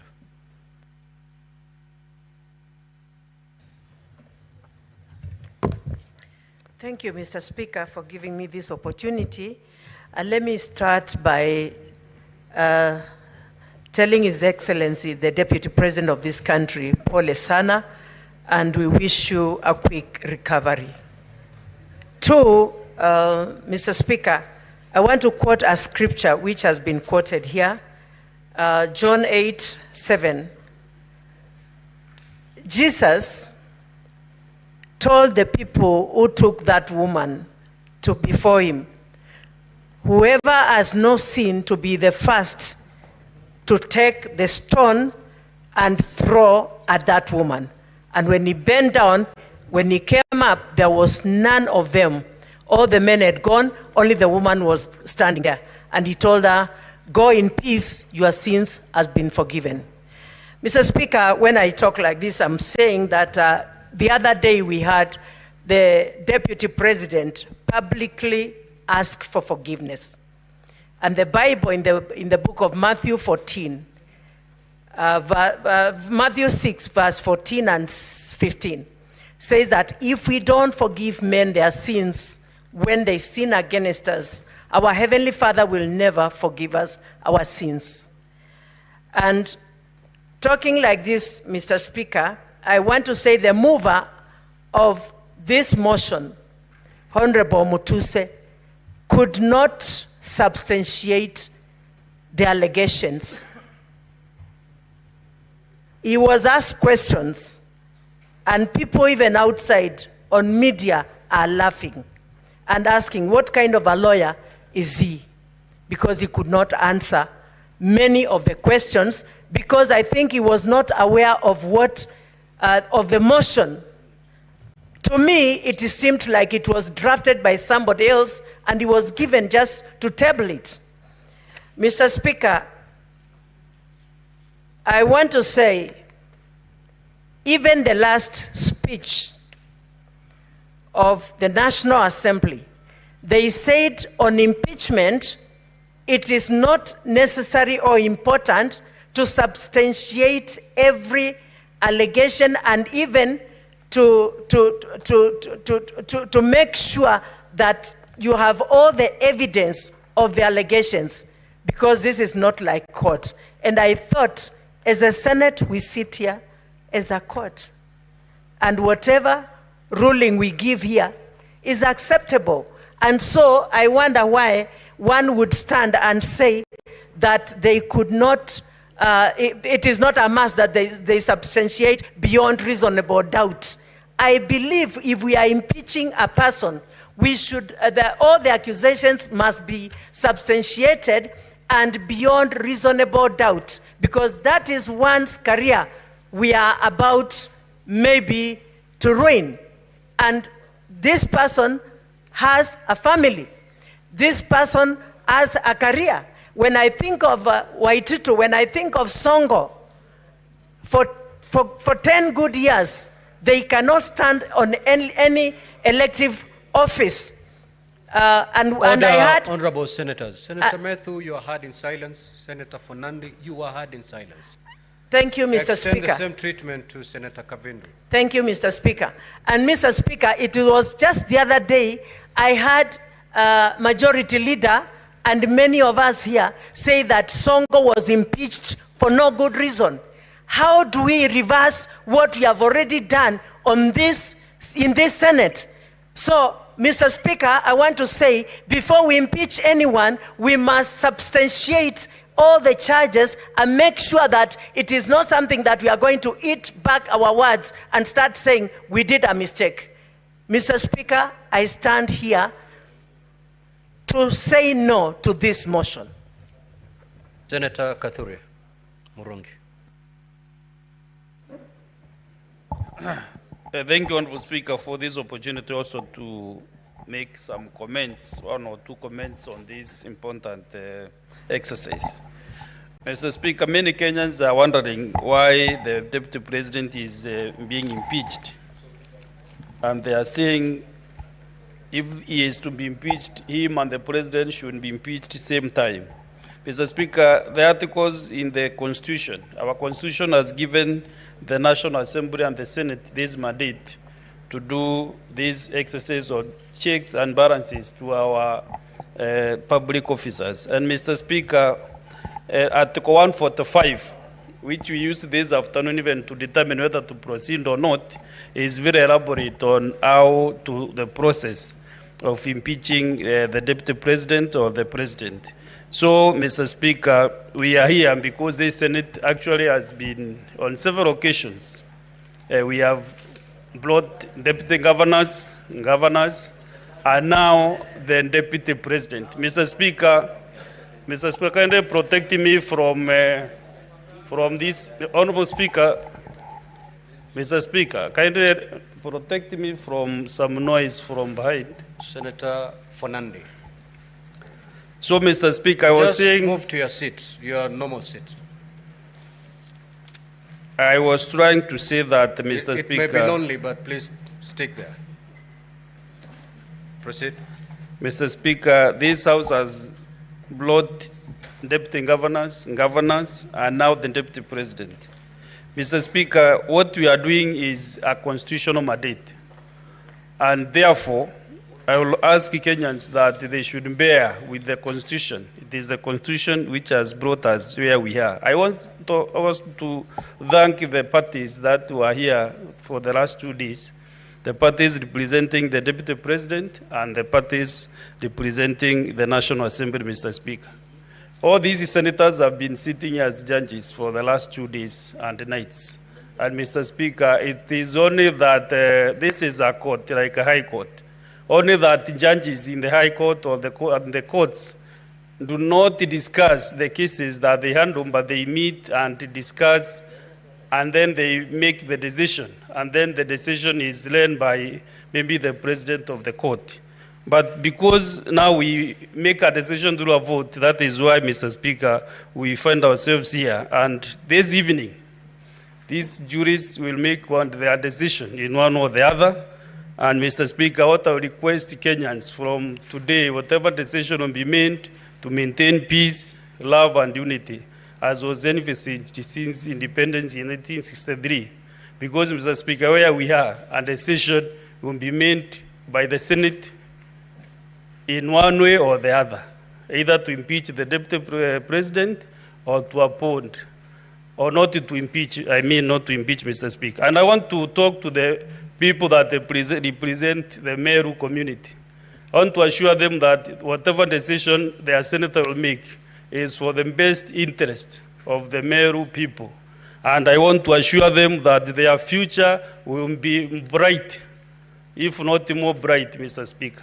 And what they need is service delivery, not individuals. Whatever decision that I'll make is for their best interest, because they elected me to make some decisions. Some are soft decisions or hard decisions. But what they need at the end of the day, they will ask their senator for 5 years, what have you done for us? But as I finish, Mr. Speaker, I want to encourage all of us in a verse from the Bible, Thessalonians chapter 5, verse 18, which says that in every situation, no matter what the circumstances, be thankful and continually give thanks to God. For this is the will of God for you in Christ Jesus. So whatever you do, thank God. Whatever happens to you, thank God, because we always should give thanks to God. Thank you very much, Mr. Speaker. Senator Christo Lasige.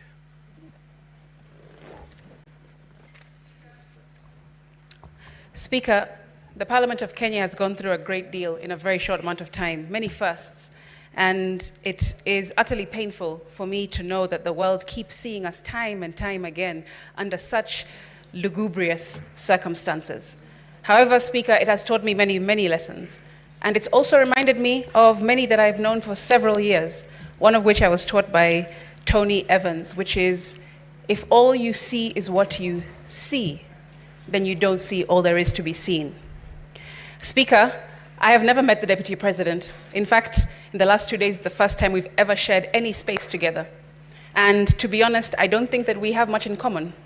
I personally feel like there is a lot to be desired in his leadership style, for me personally. However, instead of going to the Bible, I want to go instead into my own experience and draw some parallels. Mr. Speaker, of course, people know that I have glaucoma, and I've been fighting and battling it for several years of my life. And Speaker, when I first got my diagnosis when I was just a teenager in high school, I was told that it was imminent. There was no running away from my condition. And I didn't know at the time that I had anything that was going on. I was just going about my life, but inside of me and around me, there was a condition that was building up and building up and building up. And I had no idea what was going to happen in the future. Mr. Speaker, now I've been left blind, and I cannot see in front of me even when I put my hand in front of my face. Mr. Speaker, the parallels I draw with my life and the current hearing that we are sitting in today is that the Deputy President did not foresee this happening to him either. Mr. Speaker, I have also drawn parallels of feeling out of control, which I assume that he feels. Being given a diagnosis that seems imminent, that he cannot stop. Mr. Speaker, I also feel that he is probably feeling fear. That's what I've heard. Mr. Speaker, feeling betrayed, feeling angry. And I felt all those feelings because of a situation that I can draw parallels with in this hearing. And Mr. Speaker, I have been fighting and fighting, pleading and praying, trying everything in my power to mitigate, to stop, just like he has been doing in the last several weeks that this has been going on, Speaker. And it's funny that it's Blindness Awareness Month this month in October, because there are many lessons, like I said, that I have learned, and I wish that the public will also take from this experience. Mr. Speaker, I hope that the public understands that when they have their back to the wall, when they've been in any kind of battle, even when they feel isolated, there is something called golfer's elbow, which I learned. Golfer's elbow is the idea that, or is a condition that golfers usually have when they hold on to the grip of their club too tight for a long period of time, and they end up injuring their wrist all the way up to their elbow because they're holding on too tight to an outcome, too tightly. And I've learned that sometimes you just have to let that go. And I hope that the public can take that away from this situation. Mr. Speaker, we must move away from hegemony, the idea of being dominated by one group or a person or a company or a state, because we are a democratic republic. And we need to move away from such ideology, such utterances, such behavior, Mr. Speaker. However, in the 11 counts, I have seen many that have no evidence, and I've seen some that do have some evidence.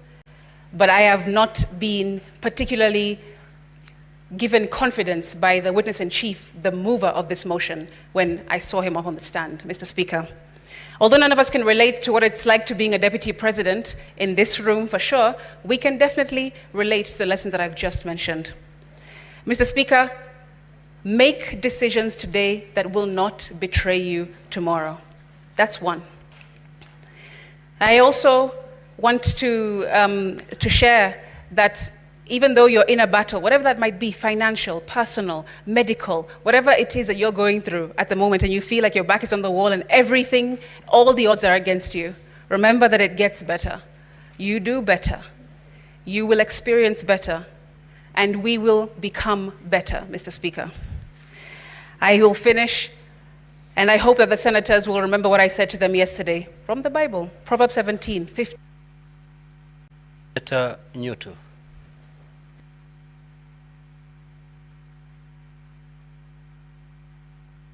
Mr. Speaker, thank you very much, Mr. Speaker. I think I cannot thank you more for affording me this opportunity at this late hour.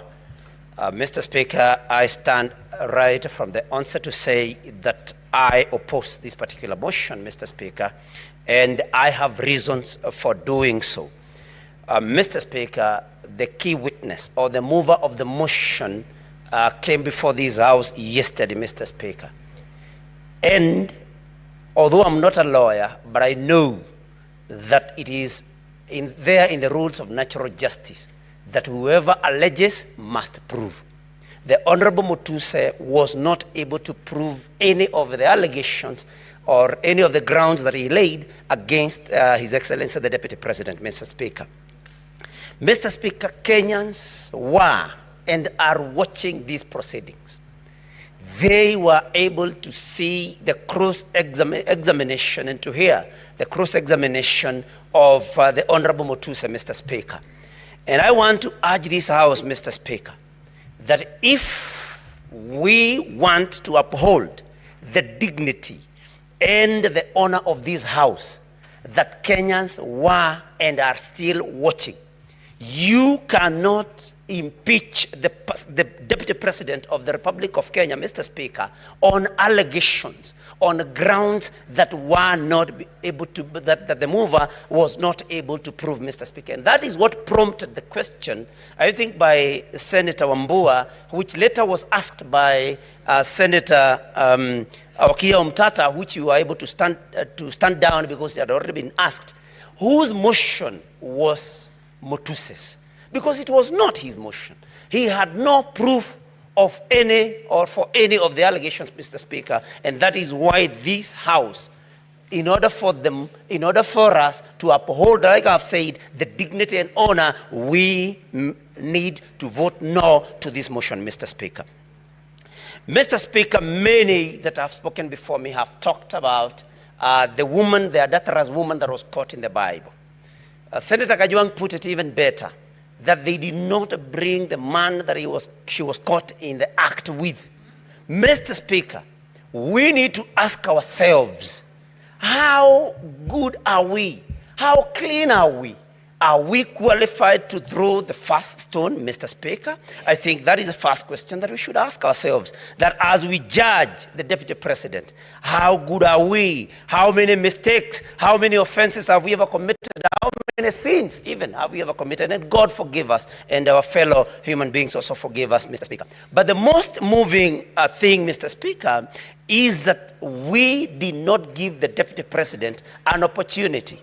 I know, of course, the motion to defer this particular, to adjourn up to Saturday did not pass. But, Mr. Speaker, under Section 50 of our Constitution, Mr. Speaker, 50-0,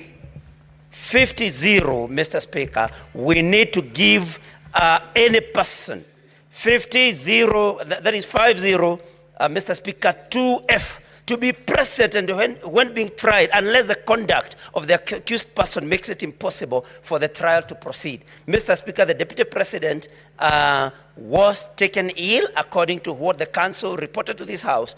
And Mr. Speaker, we did not give him an opportunity. Mr. Speaker, I draw your attention also to our Constitution, Article 145, Clause 5, the President shall have the right to appear and, not or, and be represented before the special committee, Mr. Speaker. We did not give him that opportunity. Mr. Speaker, because I can see my time is wearing out, if not for anything, Mr. Speaker, I ask this House, you cannot condemn a sick person. Any one of us can get sick. I want to appeal to my colleagues, Mr. Speaker. Nobody chooses when to get sick and when to be in good health. You cannot, we cannot afford to judge a person, to condemn a person when they are in hospital, Mr. Speaker. And so I want to appeal to the members of this House that if not for anything else, you consider that the Deputy President has been taken ill and show the necessary compassion. And Mr. Speaker, I want to my majority leader is here, and he made a statement that was very disturbing, that even those that are saying that it can bring division should... Senator Mogeni.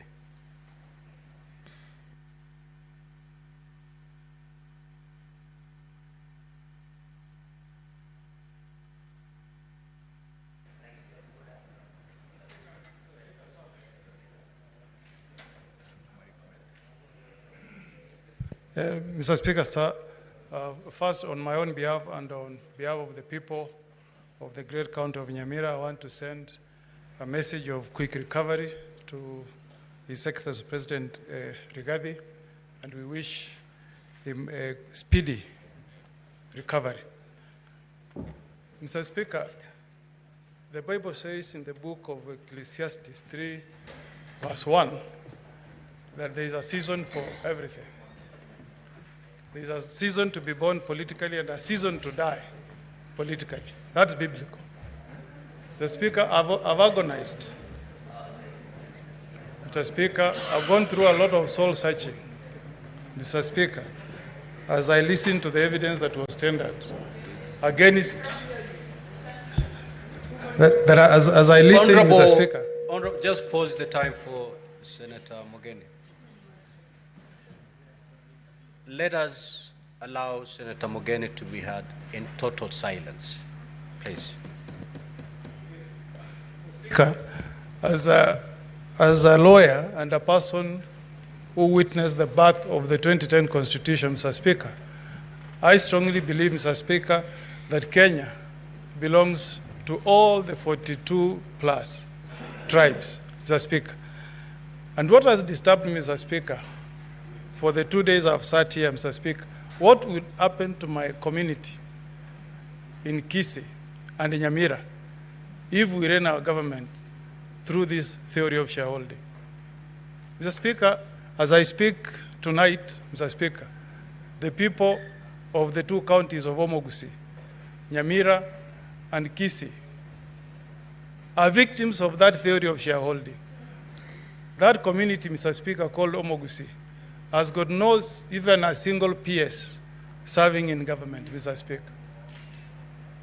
Mr. Speaker, as we speak this evening, Mr. Speaker, the Omogusi people, Mr. Speaker, have been the biggest victims of this theory of shareholding.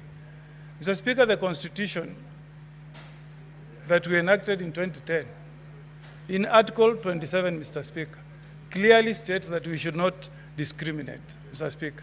I hope, Mr. Speaker, when I cast my vote tonight, I'll be sending a message from the people of Nyamira, Mr. Speaker, that a government is formed for all the tribes in the Republic of Kenya, Mr. Speaker.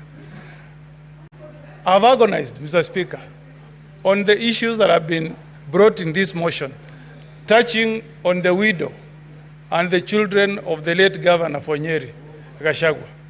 And Mr. Speaker, I wondered if adverse statements and inferences have been made touching on the conduct of the Deputy President against the widow of the former governor and the children of the late governor, the nephews of the Deputy President.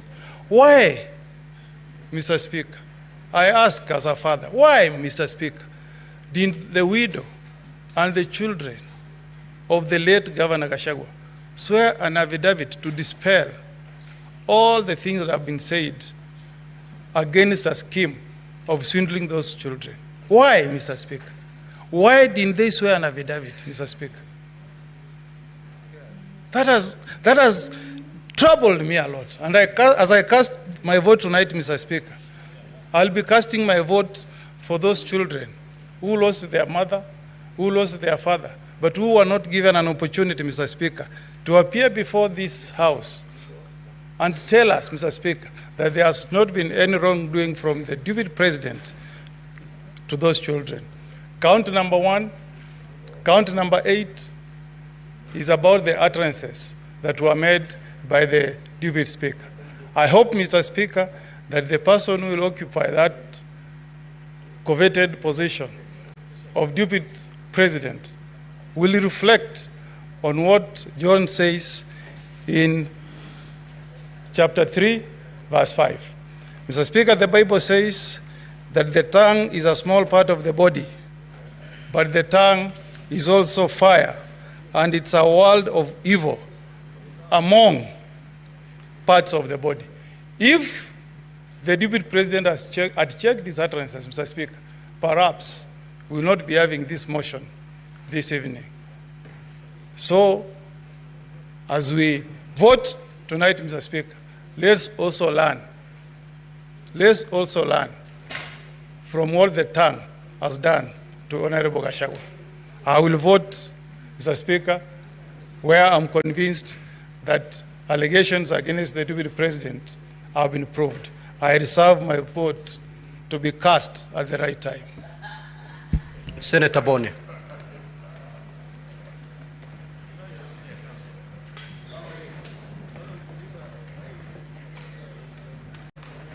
Thank you, Mr. Speaker. Mr. Speaker, the position of the Deputy President of Kenya is very high. It is a very high calling. And therefore, Mr. Speaker, as we make a decision on the Deputy President of Kenya, I want to remind him that of those to whom more is given, indeed, more is expected of them. And he should not feel that he is being victimized because, Mr. Speaker, the highest standard of this Constitution in 2013, by dint of lack of integrity, the Deputy Chief Justice, Nancy Barasa, lost her job merely because she pinched the nose of Kwamboka. The Deputy President indeed did worse than pinching the nose of somebody. Mr. Speaker, the Deputy President, seeing the allegations against him, I can't imagine that he moves around with the moninga of man of faith and truthful man. Mr. Speaker, if really we must talk about faith, may I remind the Deputy President of a man of faith, a man of letters called Bill Paul. Bill Paul said, man of faith, that integrity is like virginity. You lose it only once. And when you lose it, you can never get it back. The Deputy President has lost that virginity of leadership. Mr. Speaker, coming from a community that paid for the price of inflammatory speeches in Likoni, in Molo, and in Trans Nzoia, if I had time, I would discuss what some of my relatives went through, including Pastor Yai from Ichina village. Mr. Speaker, during the tribal clashes of 1992 and 1997. I would like to remind the Deputy President of the post-election violence of 2007, 2008. One of the reasons why we had to have this progressive constitution that will be removing him, hopefully, this evening from office. Mr. Speaker, even as we ask the Deputy President to leave office, we must insist that the DCI and the ESCC and other investigative institutions must pursue this matter beyond this vote. I have on mind, Mr. Speaker, the activities of the intricate web of companies, up to 22, so to speak. The reason I believe young Mutuse could not bring all this, dear senators, colleagues, is because effort requires money, requires time to do all that research. Some of them you have to do clandestine for you to get information. I believe that if the Deputy President had taken the dog, we were going to completely undress him. We would have asked him to justify what activities each and every one of those companies was doing. It's part of the reason why he stepped down, Mr. Speaker. Mr. Speaker, I have evidence, which I don't wish to be part of the case, that as soon as the Deputy President's brother died, the wife went to the corporate branch of the cooperative bank and started crying there that the manager should stop the Deputy President from operating these accounts. Mr. Speaker, finally, the Deputy President must be investigated for the role. Senator Eddy.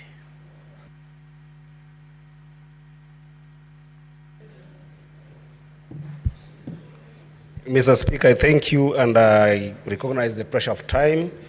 Mr. Speaker, I am here because of the kindness of the people of Migori County who sent me here that at such a time, Mr. Speaker, I need to be cautious of the Article 125 of the Constitution, which requires us as a House that in matters such as this, Mr. Speaker, we must behave like judges, because under Article 125 of the Constitution, Mr. Speaker, we sit as a High Court, Mr. Speaker. And in the words of Socrates, Mr. Speaker,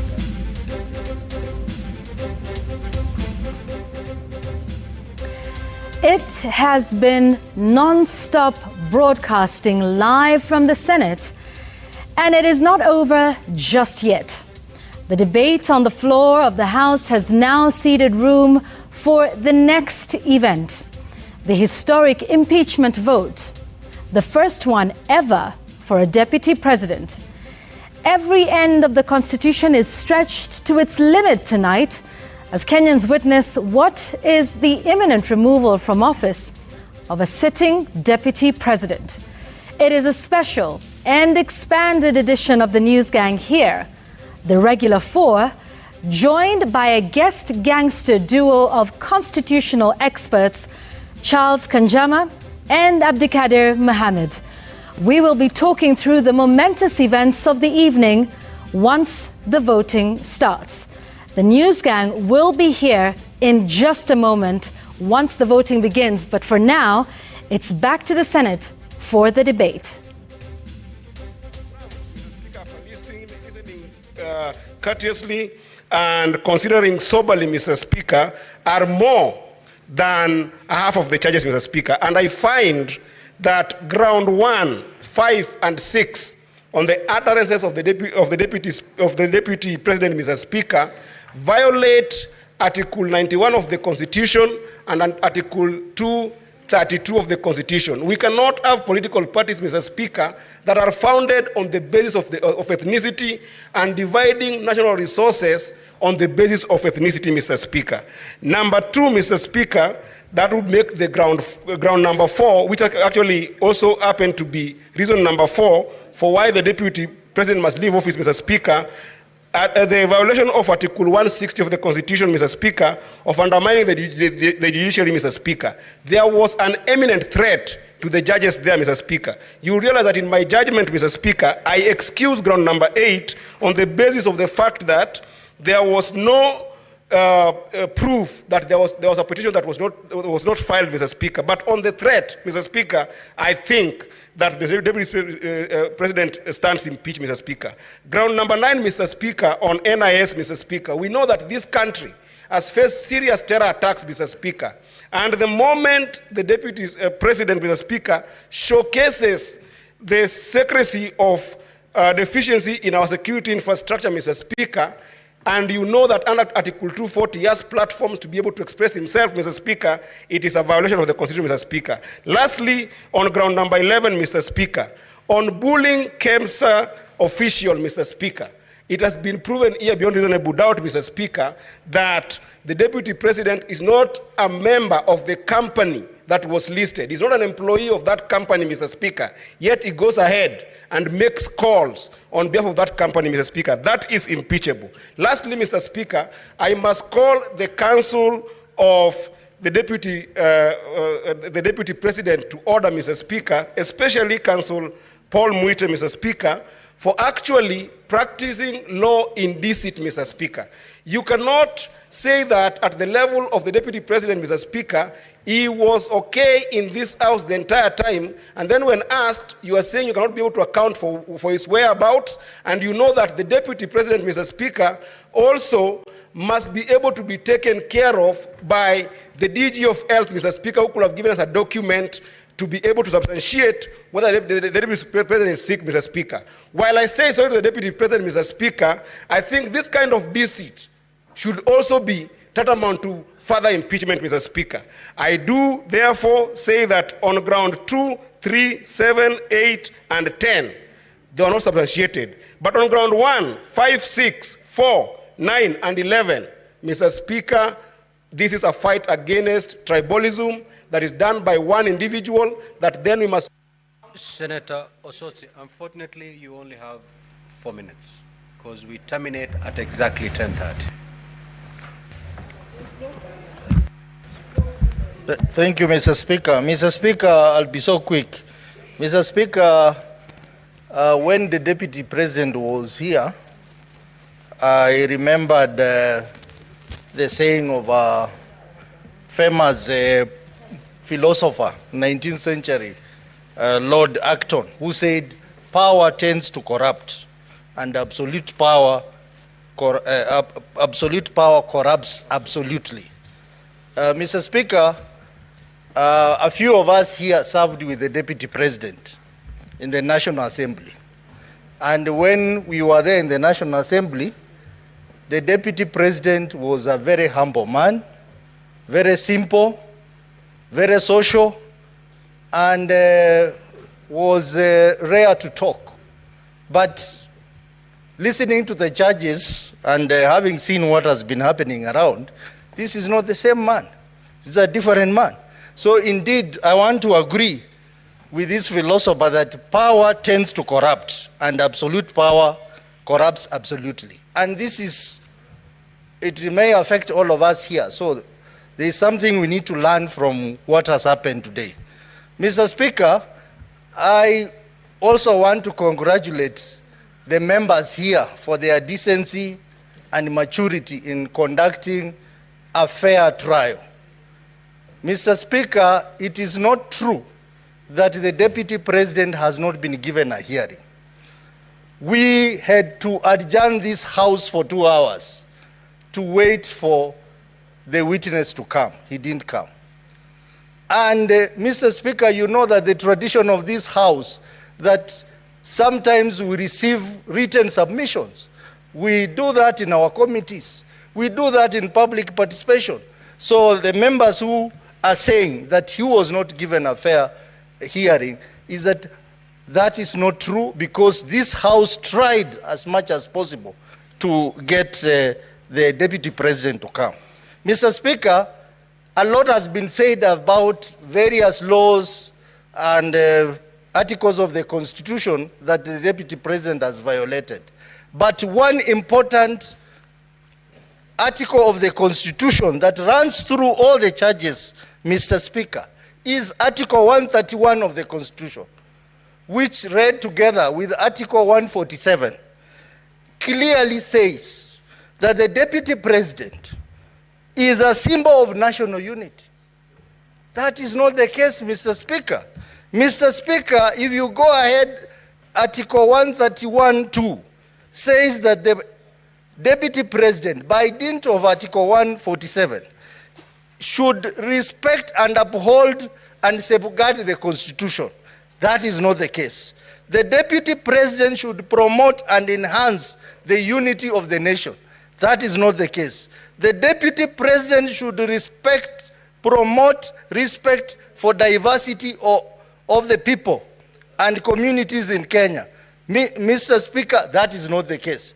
So if there is any piece of law that is going to send the Deputy President home, is clear violation of Article 131 of the Constitution, because the Deputy President is the principal assistant to the President and therefore exercises powers of the President as per Article 131 of the Constitution.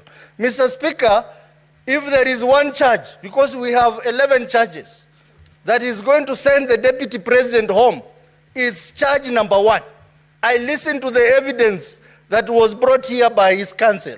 That evidence of the coalition agreement of Kenya Kwanza was not sufficient, was not convincing. And in fact, Mr. Speaker, the Deputy President conveniently hid for... Your time is up. Majority Leader, you may now move to reply.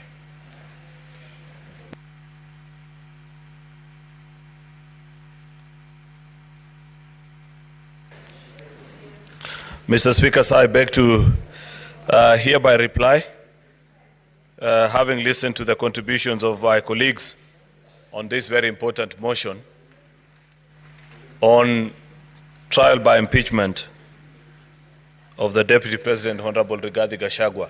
I want to thank colleagues that have taken time to give their views, both in support and those opposing this motion, because that's how you grow a democracy, Mr. Speaker. We may not all have to agree on the same subject matter, Mr. Speaker, but the chance to even speak and say what you feel about an issue is an important attribute.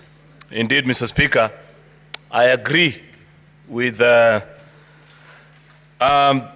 contribution that was made by one of the advocates for the Assembly, that comparing what you're doing today with previously what used to happen, where in the 1 o'clock news, vice presidents will be changed without any notice. And the elaborate process, Mr. Speaker, that we have gone through up to this point is great for our country. Mr. Speaker, I appreciate the National Assembly, the team of the Deputy President, Mr. Speaker, that has presented us with information to help us make a fair judgment of this case. Mr. Speaker, I strongly disagree with those that hold the view that the Senate hasn't been as fair to the Deputy President as perhaps they would have expected. To the best of my knowledge, Mr. Speaker, I think as a House, we did the best that was within our means. We granted the opportunity, was given sufficient notice, Mr. Speaker. It is only in the unfortunate circumstance of this afternoon where he was taken ill, Mr. Speaker, and I'd wish to take this time to extend my message of goodwill to him and wish that he can quickly recover and get on with his other duties, Mr. Speaker, both as a human being and should, whichever way this vote goes, Mr. Speaker, because it's not in my hands, but in the hands of the 67 jury that are here, Mr. Speaker, that he shall continue to thrive. I wish him well, Mr. Speaker. Like I observed earlier, this is a friend, and friends wish each other well under all circumstances. Mr. Speaker, you know, just as a final thought, I thought about the journey of the Deputy President and the tribulations that have occurred to him as inquiries to either his conduct or utterances.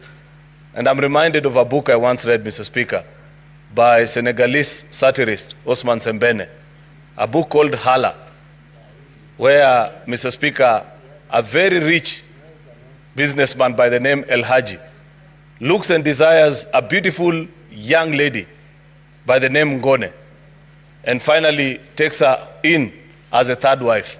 Unfortunately, on the same night that he marries her, he develops erectile dysfunction, Mr. Speaker, and is not able to consummate the marriage. Sometimes in life, Mr. Speaker, when you fall down, you have to prepare to get down before you eventually can rise up, Mr. Speaker. I do hope, Mr. Speaker, that even in this particular process, the Deputy President will emerge stronger, better, as a human being, as a leader, and that there can be better days ahead for him. With those very many remarks, Mr. Speaker, I beg to reply and wish that our colleagues in this House make a decision in the best interest of the country. I thank you, Mr. Speaker. Thank you. Now, honorable senators, these are the guidelines on how we're going to move forward. One, all honorable senators are eligible to cast their votes. Secondly, the threshold is 45 senators. So there ought to be 45 senators in the chamber. And we are going to vote for the charges separately. So we're going to vote 11 times. I now direct that the bell be rung for 2 minutes.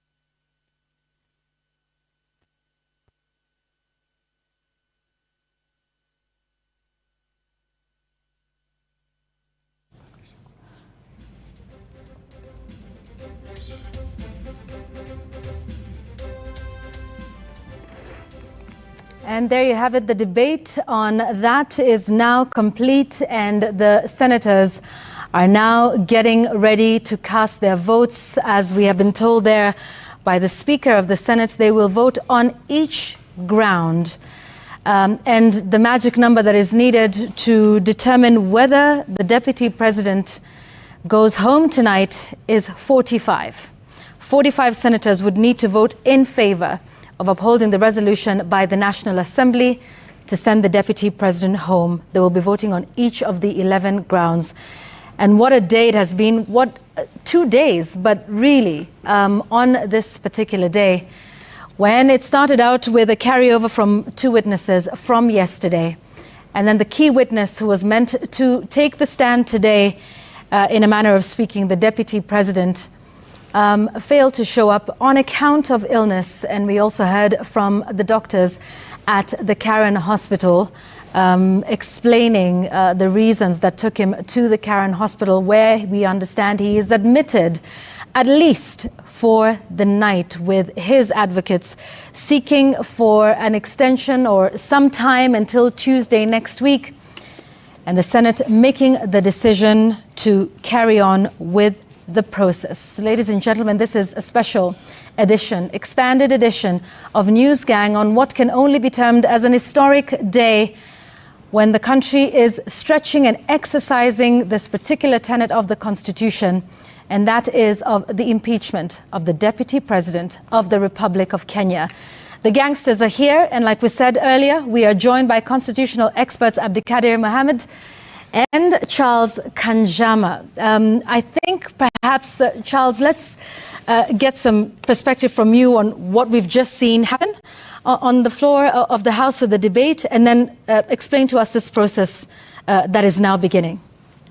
So the process that is going on now is captured in the standing orders of the Senate, as well as the general outlines in the Constitution.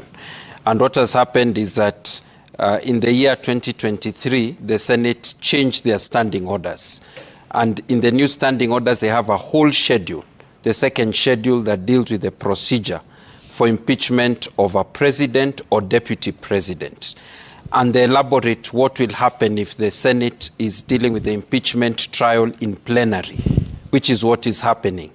And they indicate what happens with the trial, the opening statements, the cross-examination of witnesses, the closing submissions, the final comments by the senators, which is what we've been seeing, and then now they prepare to vote. And the standing orders are very express that each count shall be voted on separately, which is what we've heard the Speaker of the Senate actually reading to his members of the House of the Senate. And so they will vote on each of the charges, and if the vote is successful in favor of the impeachment resolution of the National Assembly, the Deputy President stands removed from office immediately. And we can expect any time after that there will be a Gazette notice confirming his removal from office, and the President now under the Constitution immediately, in any case within 14 days, can nominate a new person to come in as Deputy President.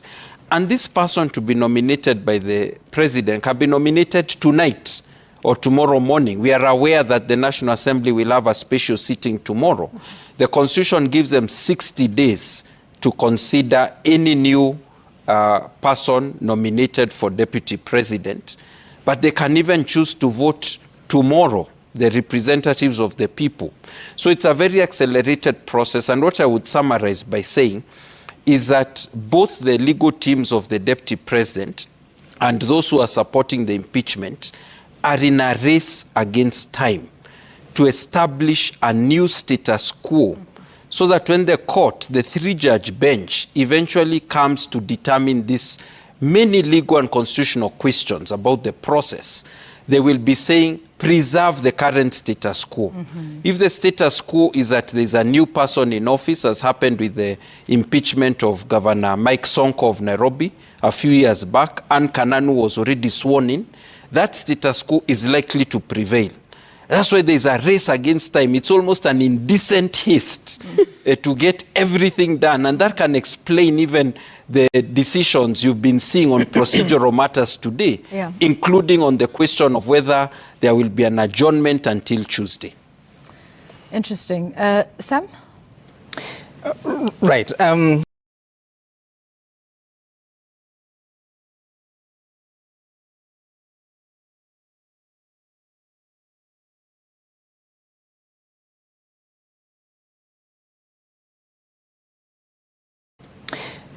Right.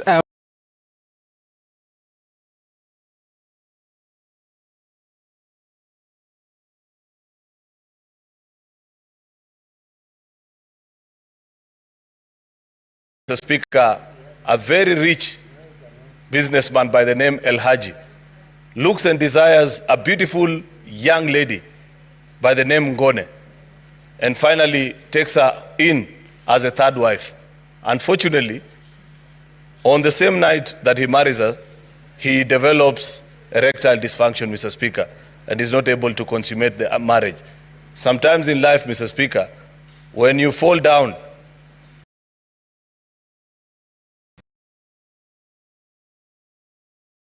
Assembly informed the Speaker of the Senate of the approval of the special motion by the National Assembly, and further forwarded to the Speaker of the Senate documents in evidence of the proceedings of the National Assembly. Further, whereas pursuant to Article 145, as read with Article 150, 1B and 2 of the Constitution, and Standing Orders 78 and 79 of the Senate Standing Orders, the Senate had the National Assembly on the grounds for the proposed removal from office by impeachment of His Excellency Rigathi Gachagua, EGH, Deputy President of the Republic of Kenya. And further, whereas pursuant to Article 145, as read with Article 150, 1B and 2 of the Constitution, and Standing Orders 78 and 79 of the Senate Standing Orders, the Senate also had His Excellency Rigathi Gachagua, EGH, Deputy President of the Republic of Kenya, on the grounds of his proposed removal from office by impeachment of the Deputy President of the Republic of Kenya. Now, therefore, pursuant to Article 145, as read with Article 150, 1B and 2 of the Constitution, and Standing Order 78 and 79 of the Senate Standing Orders, the Senate resolves to remove from office by impeachment His Excellency Rigathi Gachagua, EGH, Deputy President of the Republic of Kenya, on the following grounds. 1. Gross violation of Articles 10, 2A, B, and C, 27.4, 73.1A and 2B, 75.1C, and 129.2 of the Constitution, and Article 147.1 as read together with Article 131.2C and D of the Constitution. 2. Gross violation of Article 147.1 and 152.1 of the Constitution by undermining the President and the Cabinet and the effective discharge of the national government's executive mandates. Number 3, gross violation of Article 6.2, 10.2A, 174, 186.1, 189.1, and the fourth schedule to the Constitution by undermining devolution. Number 4, gross violation of Article 161 of the Constitution on the institutional and decisional independence of judges. Number 5, gross violation of Articles 3.1 and 148.5A of the Constitution on the fidelity to the oath of office and allegiance. Number 6, serious reason to believe that His Excellency the Deputy President has committed crimes under Section 13.1A and 62 of the National Cohesion and Integration Act.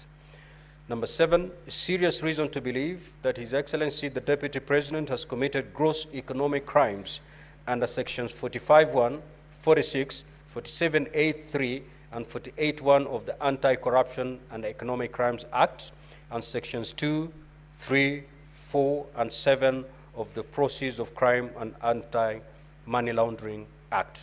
Number 8, serious reasons to believe that His Excellency the Deputy President has committed crimes by continuously misleading members of the public through false, malicious, defensive, and insightful remarks that are contrary to the provisions of Section 132 of the Penal Code and Section 29 of the Leadership and Integrity Act. Number 9, gross misconduct that is incompatible with the high calling and dignified status of the office of the Deputy President and a member of the Cabinet and the National Security Council. His Excellency, the Deputy President has publicly attacked and undermined the work of the National Security Intelligence Service and its officers. Number 10, gross misconduct by openly or publicly insubordinating the President, who is the head of state and government. And number 11, gross misconduct by persistently bullying state and public officers. As I've already indicated, honorable senators, voting shall be done electronically. So at this juncture, I will ask honorable senators to pull your cards out of the delegate unit. Sergeant at Arms, kindly go around and pick all the unattended delegate cards.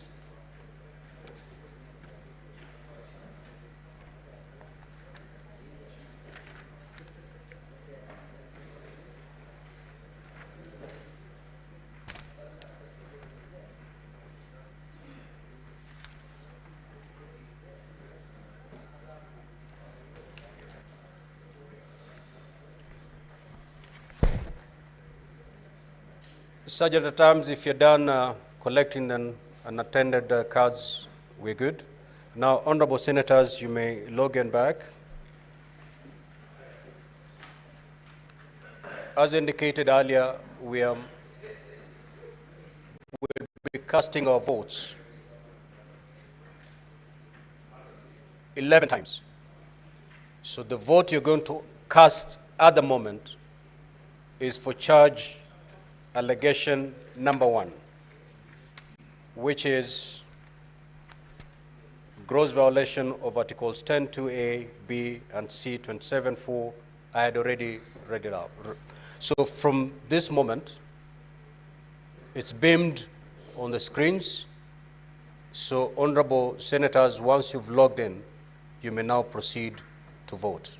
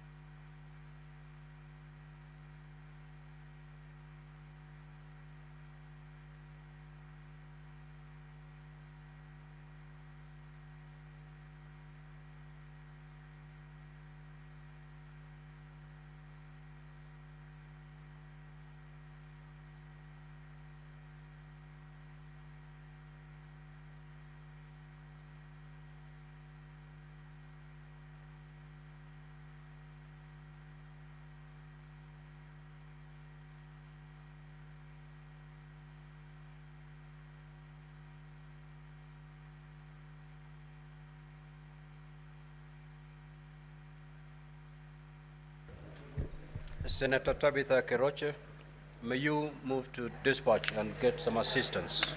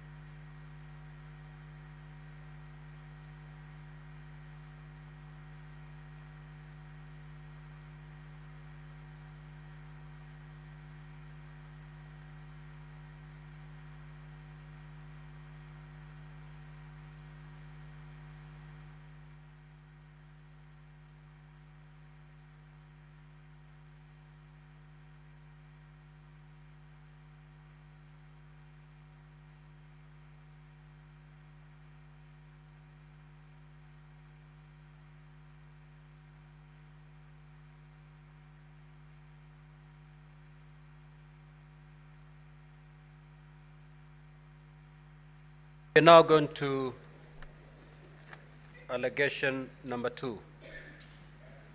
It's been beamed on the screen. You may now vote.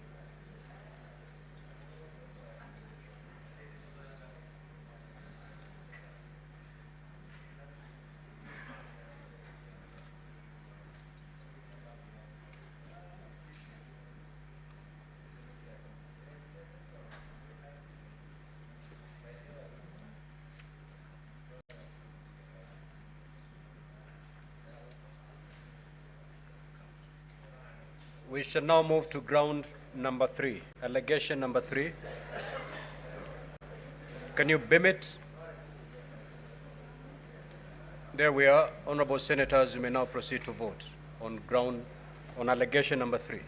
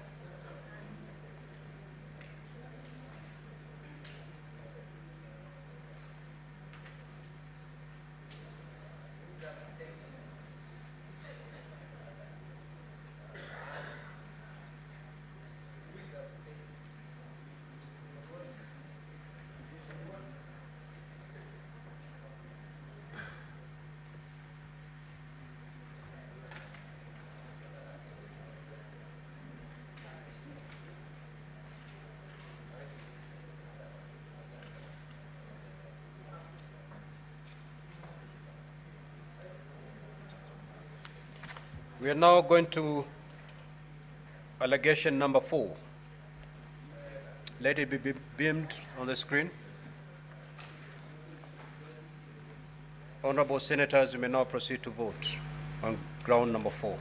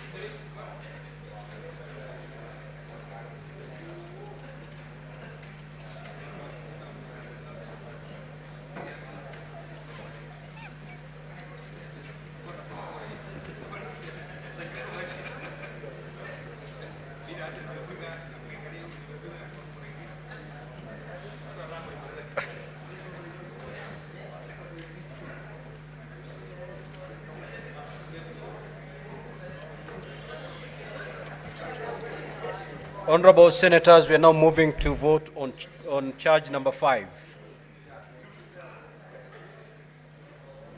You may now proceed to vote on charge number 5.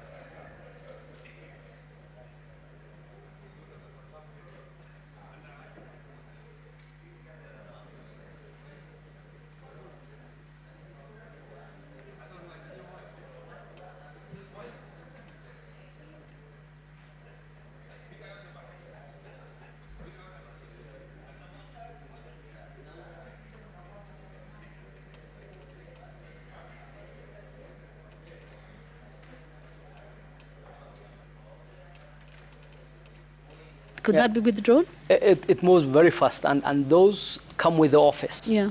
And if I was just to read the article that the gentleman mentioned, the Kai, it says if at least 2/3 of the members of the Senate vote to uphold any impeachment charge, the president or the deputy president ceases to hold office. It's just that fast. Okay, Charles. So the office, if you cease to hold office, the privileges of the office. Yeah. Now there was some discussion about can I hold, some background. The key is if you held office for 2.5 years, yes, even if you are impeached, you still retain. It's assumed that you have been a former deputy president. If it is for less than 2.5 years, that does not sustain. On the other hand, if you serve, now whoever comes in, if they serve for more than 2.5 years, that's considered one term. So they will get perks at the end of... They'll first of all get perks at one, and two, they can only run for a second term. In other words, the 2.5 plus is considered a full term. All right, just pause for a moment, because this is the 6th ground, and once again, the senators have voted to find him guilty on count ground number six. Serious reason to believe that His Excellency the Deputy President has committed crimes under various sections of the National Cohesion and Integration Act. Some of the illustration of that was also the question of shares. Yeah. That would seem to 48. be... Yes. 48 out of 67. That is 71.6. Of course, they needed 45. Yeah. So how many grounds do you have so far? Out of the 6, we have 4. 4 so far. Voting against. Yeah. Right. So let's see. Yes. So we apologize for that. I think it was a signal that was coming out of Parliament. The screen that is showing the vote tally. And so Abdikadir was saying about the perks and whoever would take over from office now until the next election would be deemed to have served a full term. If they stay for 2.5 years. If they, that's an important rider, Jamila. That sounds Thank like you. a full term. That's a very important rider. Charles, even as we see how the vote goes for ground 7, so in practical terms, we've talked about the perks and everything. What happens to Rigathi Gachagua? The situation is not completely clear because there have been different outcomes for different governors who have faced something similar. Right now we have a governor who's still in office despite having been removed by the Senate earlier than Deputy President Rigathi Gachagua through orders, conservatory orders. This is ground number 7. This one has failed. This is the one on corruption, money laundering, and issues of the assets he's been acquiring, that the Deputy President has been acquiring. So this particular ground has failed. The senators, So far we have 4 counts that have succeeded and 3 counts have failed. And as we are speaking about what happens next, there are those who are able to preserve status quo. However, the Deputy President has previously tried in the court. In fact, there were so many petitions that were filed, several of them were consolidated. 26. Yes, exactly. And by the time the 3-judge bench was dealing with the question of conservatory orders, there was already a decision of a single judge on the same matter. And there is a legal term that we call res judicata, something that has already been decided. You cannot now go back to court and try to get a different position unless you go on appeal to the higher court. So the Deputy President's team will try to have a new application to preserve status quo. They'll say the situation has changed, but they'll be facing that challenge of convening a bench, the same 3-judge bench, quickly enough to deal with the matter. So one possibility is that he goes the way of Governor Kawira Mwangaza, or even as happened formerly with the governor of Embu in his first term, Martin Wambora, and manages to pose the outcome of the Senate process of impeachment. The second option is that he fails to do so, and he remains out of office, like what happened to Governor Mike Sonko. And if you're out of office, then it means that your political career suffers a big hit. We'll discuss that. We are now in ground number 8. This one also seems to have failed. Yeah. This one is about false, malicious, divisive and insightful remarks contrary to the Penal Code and Leadership and Integrity Act. This, but how do they split this from the first charge? I don't think Let me explain. Yes. The first about 4 counts were relating to violation of the Constitution, because the Constitution has 3 basic grounds upon which you can impeach a deputy president.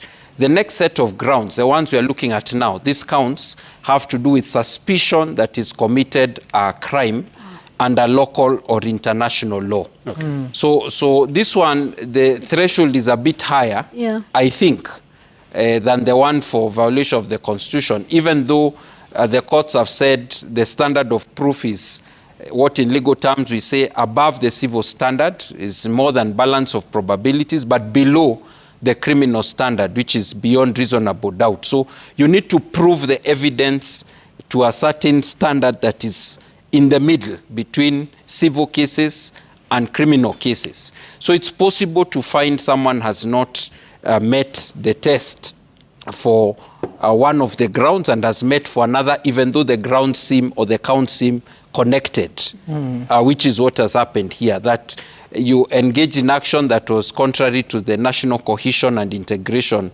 Act, but yet on the question of divisive remarks under the Penal Code, you've not reached that higher standard. Okay. Let me ask. Maybe just to add, it also shows the coloring of the entity doing the judgment. Parliament understands the first charge. It's very clear. It's a very political charge. Parliament is not very comfortable with anti-money laundering or theft for obvious reasons. It cuts too close. It cuts too close. So you need to understand that this is the court. So glass houses, huh? Oh, absolutely. I wanted to, yes. Just before you carry on, I've noticed something and I'm wondering if it's procedural. Ground number 7, at some point, 14 had voted yes and 52 had voted no. Then it changed from 14 to 13 and from 52 to 53. So someone appears to have changed their vote. Can you change from the yes vote? to no? How does it work? I believe you can. These are parliamentary processes. Within that time of voting, I don't know. So before the window closes, you can? Yes, exactly. Okay, there's a time frame. Yeah. If you put the card in the wrong slot, you can put it in the correct slot. Okay. All right. There was something I wanted to ask because, you know, when they were last in court, they had sought leave to perhaps amend their petition for something tomorrow, Charles? Or I was going to say something about the court process. Yes, yes. Please do, because you've said some interesting things on X. Yes. So first of all, the procedure under the statute, which is where the governors were being processed, and the procedure under the Constitution, one is senior to the other. Even though it's actual carbon copy, the leeway the courts have is different. This is the Constitution, number one. Number two, the decision in the Wambora case at the Supreme Court has been very good in terms of setting the law. In my opinion, the courts have very little leeway to interfere with or interface with this process. So, for example, we have just had criminal cases, criminal charges. Yeah. What you would expect if somebody was found guilty of a criminal offense, that there would be criminal sanctions. That is not the case. Nobody's going to jail. Yeah. Nobody's going to be fined. They will lose their job. So this process is a specialized, very watertight process, very seriously timelined. And I think the courts involving themselves so deeply in this process was a misdirection. It was actually not constitutional, in my opinion. Because look at it. Wambora started in 2014. And he was impeached by the county assembly and got a stay. By the time it went through the processes to the Court of Appeal in 2017, 4 years later, The Supreme Court said he was rightly impeached and should not have been in office. That surely was not the intention of the Constitution, especially when you will be dealing with a president, not the deputy president. What would be the situation when you have a president impeached by both houses of parliament in office by virtue of the decision of one judge in the High Court, anywhere in the country, for the next 3 years, for example, while the Senate and the National Assembly have it will be political gridlock and a very, very dangerous situation. That's why impeachment is a very short process. It's really a short, I like the term used by my friend Harvey. It's a constitutional coup, so to speak. And you don't take very many years of legalese to go through those things. You need to move, just like when there's an election petition at the president's level, it is very short, it's within 30 days, and the president asked, don't take office until we are done with your case. It's for good reasons. I think I want to push back a bit, Council, on that argument, because for Kenya, I think this constitution has been a bit like moving straight from walking on foot to driving a Ferrari. And when you look at the impeachment clause, it's so sophisticated. I don't think it's written for our environment. It presumes that we actually impeach because of impeachable reasons. When you see impeachment and how we use impeachment in this country, and you just want to look at how it's done in the counties, it's used more as a political tool. It's one of the tools that are available for you to fight your opponents. It could be something as simple like, oh, we don't like you. Because Sorry, Linus, just hold that thought. Ground number 9, they voted to impeach him. 46 votes versus 20. That's ground number 9. This is the speech, 26th of June, 2024. When he spoke in Mombasa. Mombasa about the National Intelligence Service. Right. The senators agree that that is an impeachable ground. 46 voting in support, 20 disagreeing, 1 abstaining. Okay, sorry. Just to clarify, we are now in the counts that are dealing with gross misconduct. We have the first 5 counts had to do with breach of the Constitution. Then the next 3 grounds or counts had to do with violation, belief that you have committed a crime under local international law. That is ground number 6 to 8. Then ground number 9 to 11 are related to gross misconduct. So this was the first of the gross misconduct counts that has been voted in support of the impeachment resolution. Yeah. That's an important one on gross misconduct. Linus, go back to your point. You were... Yes, I was just illustrating on what we would consider misuse of impeachment. And I just want us to look at the illustration that is with us now, which is the impeachment of former Deputy President Rigathi Gachagua. Count 1, which was about his pronouncements, shareholding. If the political community actually felt he was wrong, how come nobody ever contradicted him in public? In public, especially in the first year of office. We will not forget that Rigathi Gachagua was the warrior of the Kenya Kwanza campaigns. The man who displayed a very low capacity for embarrassment. And he went for his opponents, in a very shameless way. Whether it's former President Uhuru Kenyatta or Raila Odinga, there was no holding back when it came to what Rigathi Gachagua could say. But nobody told him, hey, shareholding is bad language. It's impeachable. But further down the line, relations between him and the boss soured. And there was this, I believe, looking around for whatever charges that can be found to impeach him, including talk of money laundering. And I'm beginning to think, did someone regret why the 200 million case was dropped? Because it would have come in handy. Right.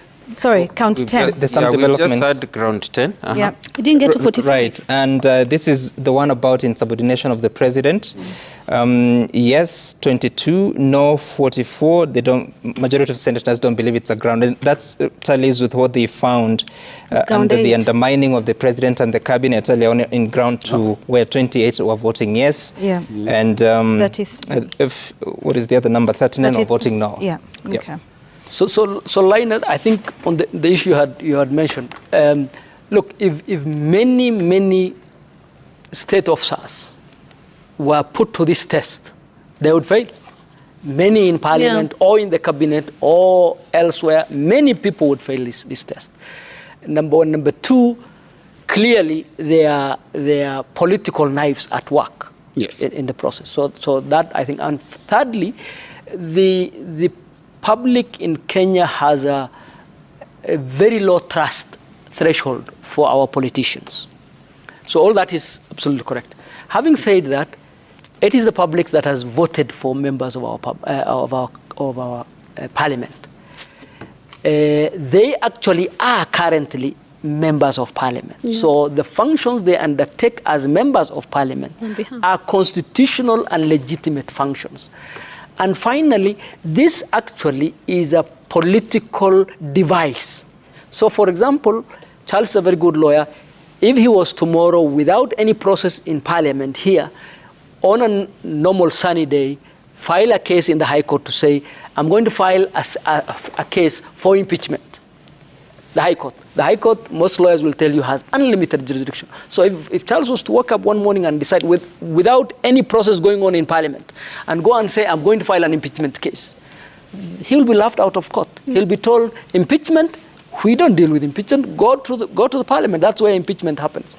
On the other hand, if I was to go to parliament and say I'm going to file an election petition in parliament, they'll tell me you're crazy. Go to court, my friend. So actually, the forum, the home of impeachment is parliament. Okay, sorry. But the court, I think, should weigh in on whether procedure was followed. Good point. Excellent point. So that has some legs. Sorry, one moment. Okay. It's fascinating. Yes. This is the final ground. Right. Ground number 11.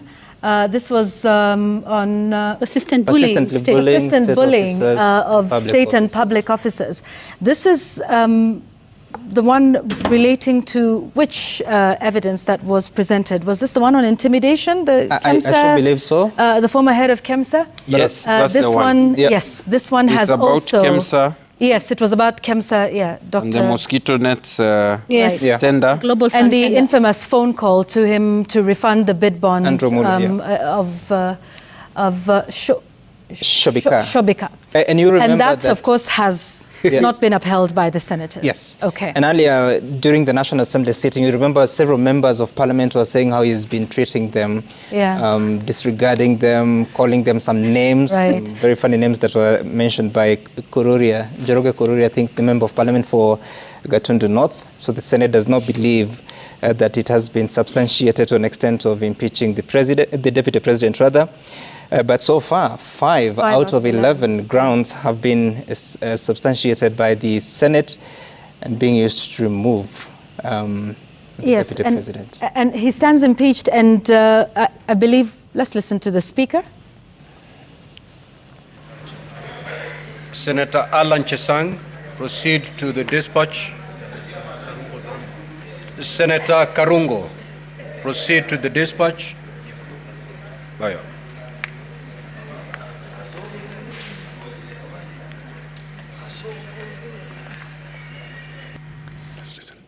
Yeah, it would seem the voting is, or is this where they actually do the verification? It could be verifying the votes. Yeah, of the entire process.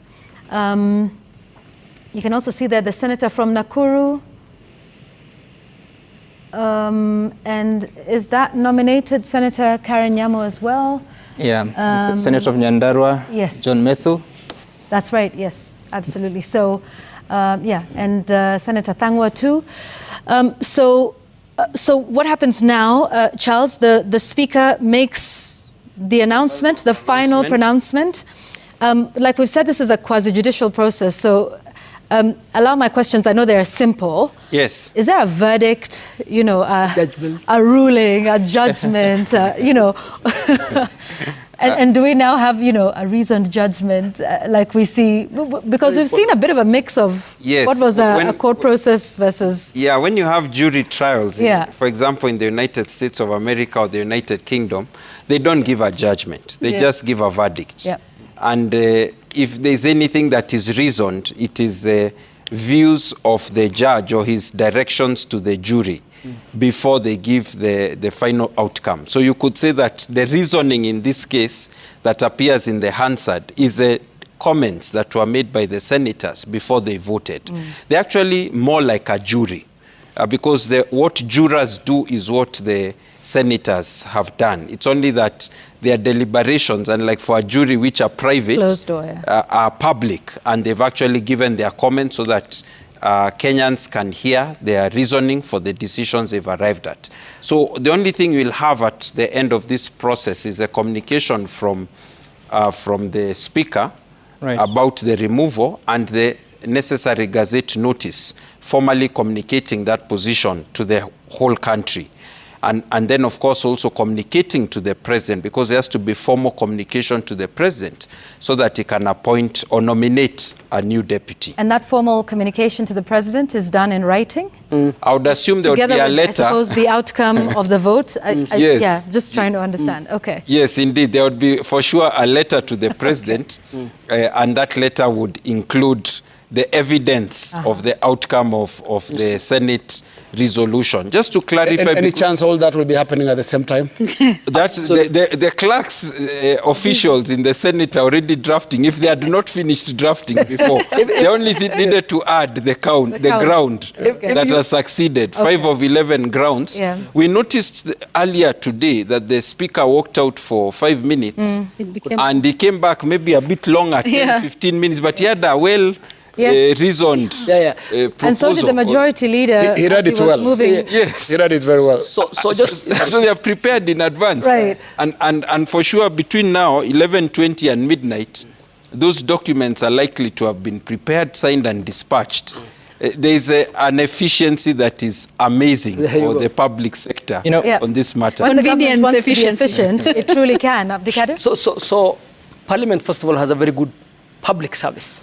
Most people don't understand that the actual work in Parliament gets done by the public service. You realize it was not just the ruling of the Speaker, but the majority leader's application was also ready. Yes. The procedural motion, that was also ready, which means by the time the 5 o'clock process was going, they had very serious meetings to decide what happens if this happens and the other on that item. But to follow up on the earlier question, because I think it's a very important for our constitution. This is a very momentous day for our constitutional development. And it's good that with all the mistakes that we're starting with a DP instead of an actual sitting president, because the risks and the stakes are far much higher. So coming back to the discussion on, don't we need an adult in the room in the name of a court to try and look at the process to see? And that makes sense. The only thing is that our constitution takes a dim view of process defeating substance for purpose of a political constitutional history. If you remember, and Kenneth Matiba sued President Moi on an election petition. And it was defeated because he did not serve President Moi physically, personally. And he went to the Court of Appeal and he was told, no, you have to actually serve him. That was process defeating substance. You also remember, the lawyers will remember, for a long time, anybody who had a human rights violation against them could not go to open any case in the High Court. Why? Because Chief Justice, who was supposed to have done rules for the Bill of Rights, did not do the rules. So because the processes had not been done, you could not enforce your Bill of Rights.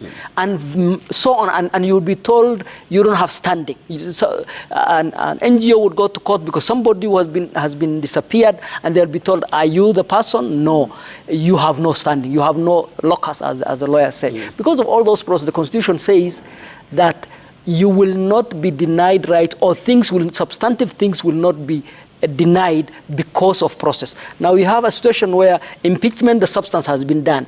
And to look at the process, we take 4 years and actually tell the person who was impeached, you go back to office. Yeah. It's really a very dicey situation. So, sorry. You speak about process, Wakili Gituku, a minute. You talk about process. One of the processes that was done, of course, I think preempting anyone going to court and saying the process was not followed because there was no public participation. So it was done. Yes. But then now, does the opinion of the court, public opinion, matter? What people say, does it really matter? Because if we listened to what people were saying during the whole process, something else came out that was neither we want to impeach him or want to keep him. There was something in the middle that said we want both of them to go. That's true. Do those things really matter? We talk about members of parliament and senators being a representative of the people, because when they speak there, they speak on behalf of the people who voted for them. Yes. But was the voice of the people ignored in this process? I can come in on that point. I think what the courts have said about public participation, they have had so many cases on public participation that they've become quite clear. Yeah. They've said it should not be a cosmetic exercise. They've talked about both quantity and quality. They've showed about demonstrating that you've not just allowed the people to speak, but taken into account their considerations. But they've also said that public participation is not veto power by the people. Those who vote are the representatives. So they should listen to the people. They should be able to give some kind of justification of why they've decided one way or the other. But assuming majority of the people said we want it to go one way, they don't have to agree. Yeah. So long as they have a good reason for disagreeing. All right. And just so you know, we will interrupt that now. Let's listen to what the speaker is saying.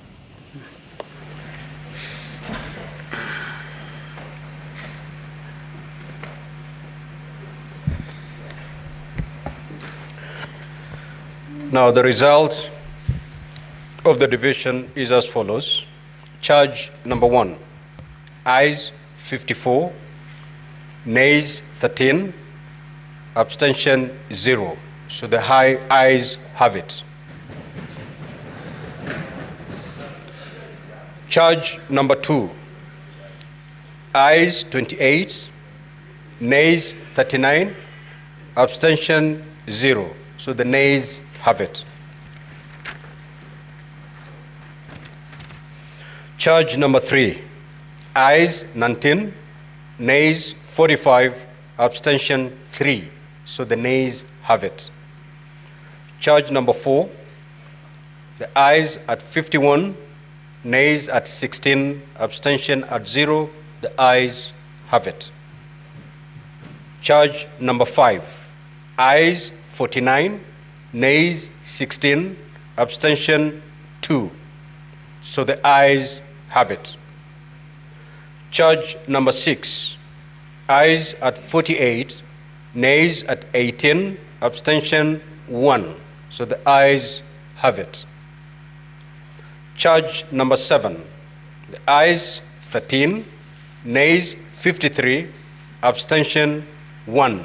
So the nays have it. Charge number 8, ayes 27, nays 40, abstention 0. So the nays have it. Charge number 9, ayes 46, nays 20, abstention 1. So the ayes have it. Charge number 10, ayes 22, nays 45, abstention 0. The nays have it. Charge number 11, the ayes 18, nays at 47, abstention 2. So the nays have it.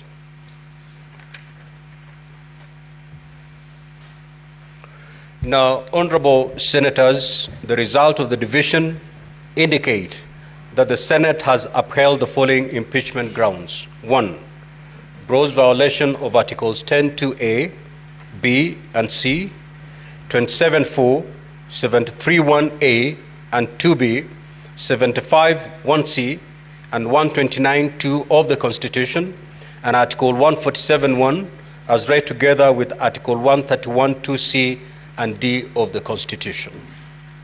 4. Gross violation, ground number 4. Gross violation of Article 161 of the Constitution on the institutional and decisional independence of judges. Ground number 5. Gross violation of Articles 3.1 and 148(5)(a) of the Constitution and the fidelity to the oath of office and allegiance. Ground number 6, serious reasons to believe that His Excellency the Deputy President has committed crimes under sections 13(1)(a) and 62 of the National Cohesion and Integration Act. Ground number 9, gross misconduct that is incompatible with the high calling and dignified status of the office of the Deputy President and a member of the Cabinet and the National Security Council. His Excellency the Deputy President has publicly attacked and undermined work of the National Security Intelligence Service and its officers. Now, Honorable Senators, pursuant to Article 145(7) and 151(b) and 2 of the Constitution and Standing Order 78(8) of the Senate has resolved to remove from office by impeachment His Excellency Rigathi Gachagua, AGH, the Deputy President of the Republic of Kenya. Accordingly, His Excellency Rigathi Gachagua, AGH, ceases to hold office. I thank you. You may rise, Honorable Senators.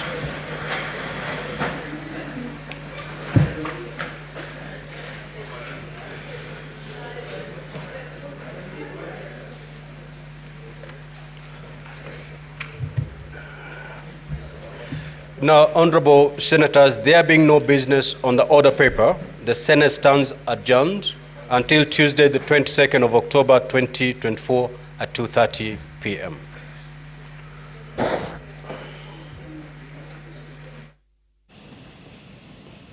And there you have it, the declaration from the Speaker of the Senate, Amason Jeffer Kingi, on the business before the House today. He is now a former deputy president, that is Rigathi Gachagua, found guilty of 5 out of 11 counts that were before him. I want us to continue with our conversation. There is a comment here from Advocate Steve Ogola, who says, the finality of impeachment means that it may be disturbed only in exceptional circumstances and upon full hearing of such constitutional petitions.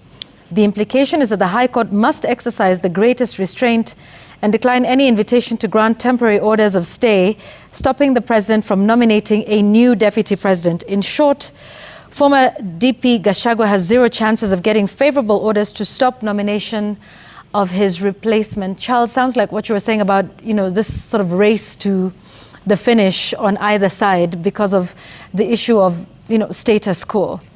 So, Yeah, so explain to us the courts. They don't usually want to upset status quo? I think there have been 2 standards that have been demonstrated by the courts. To be honest, it's not one standard. Yeah. And because people have a view about whether Deputy President Rigathi Gachagua was constitutionally and properly impeached or not, it's possible to take one of the 2 arguments.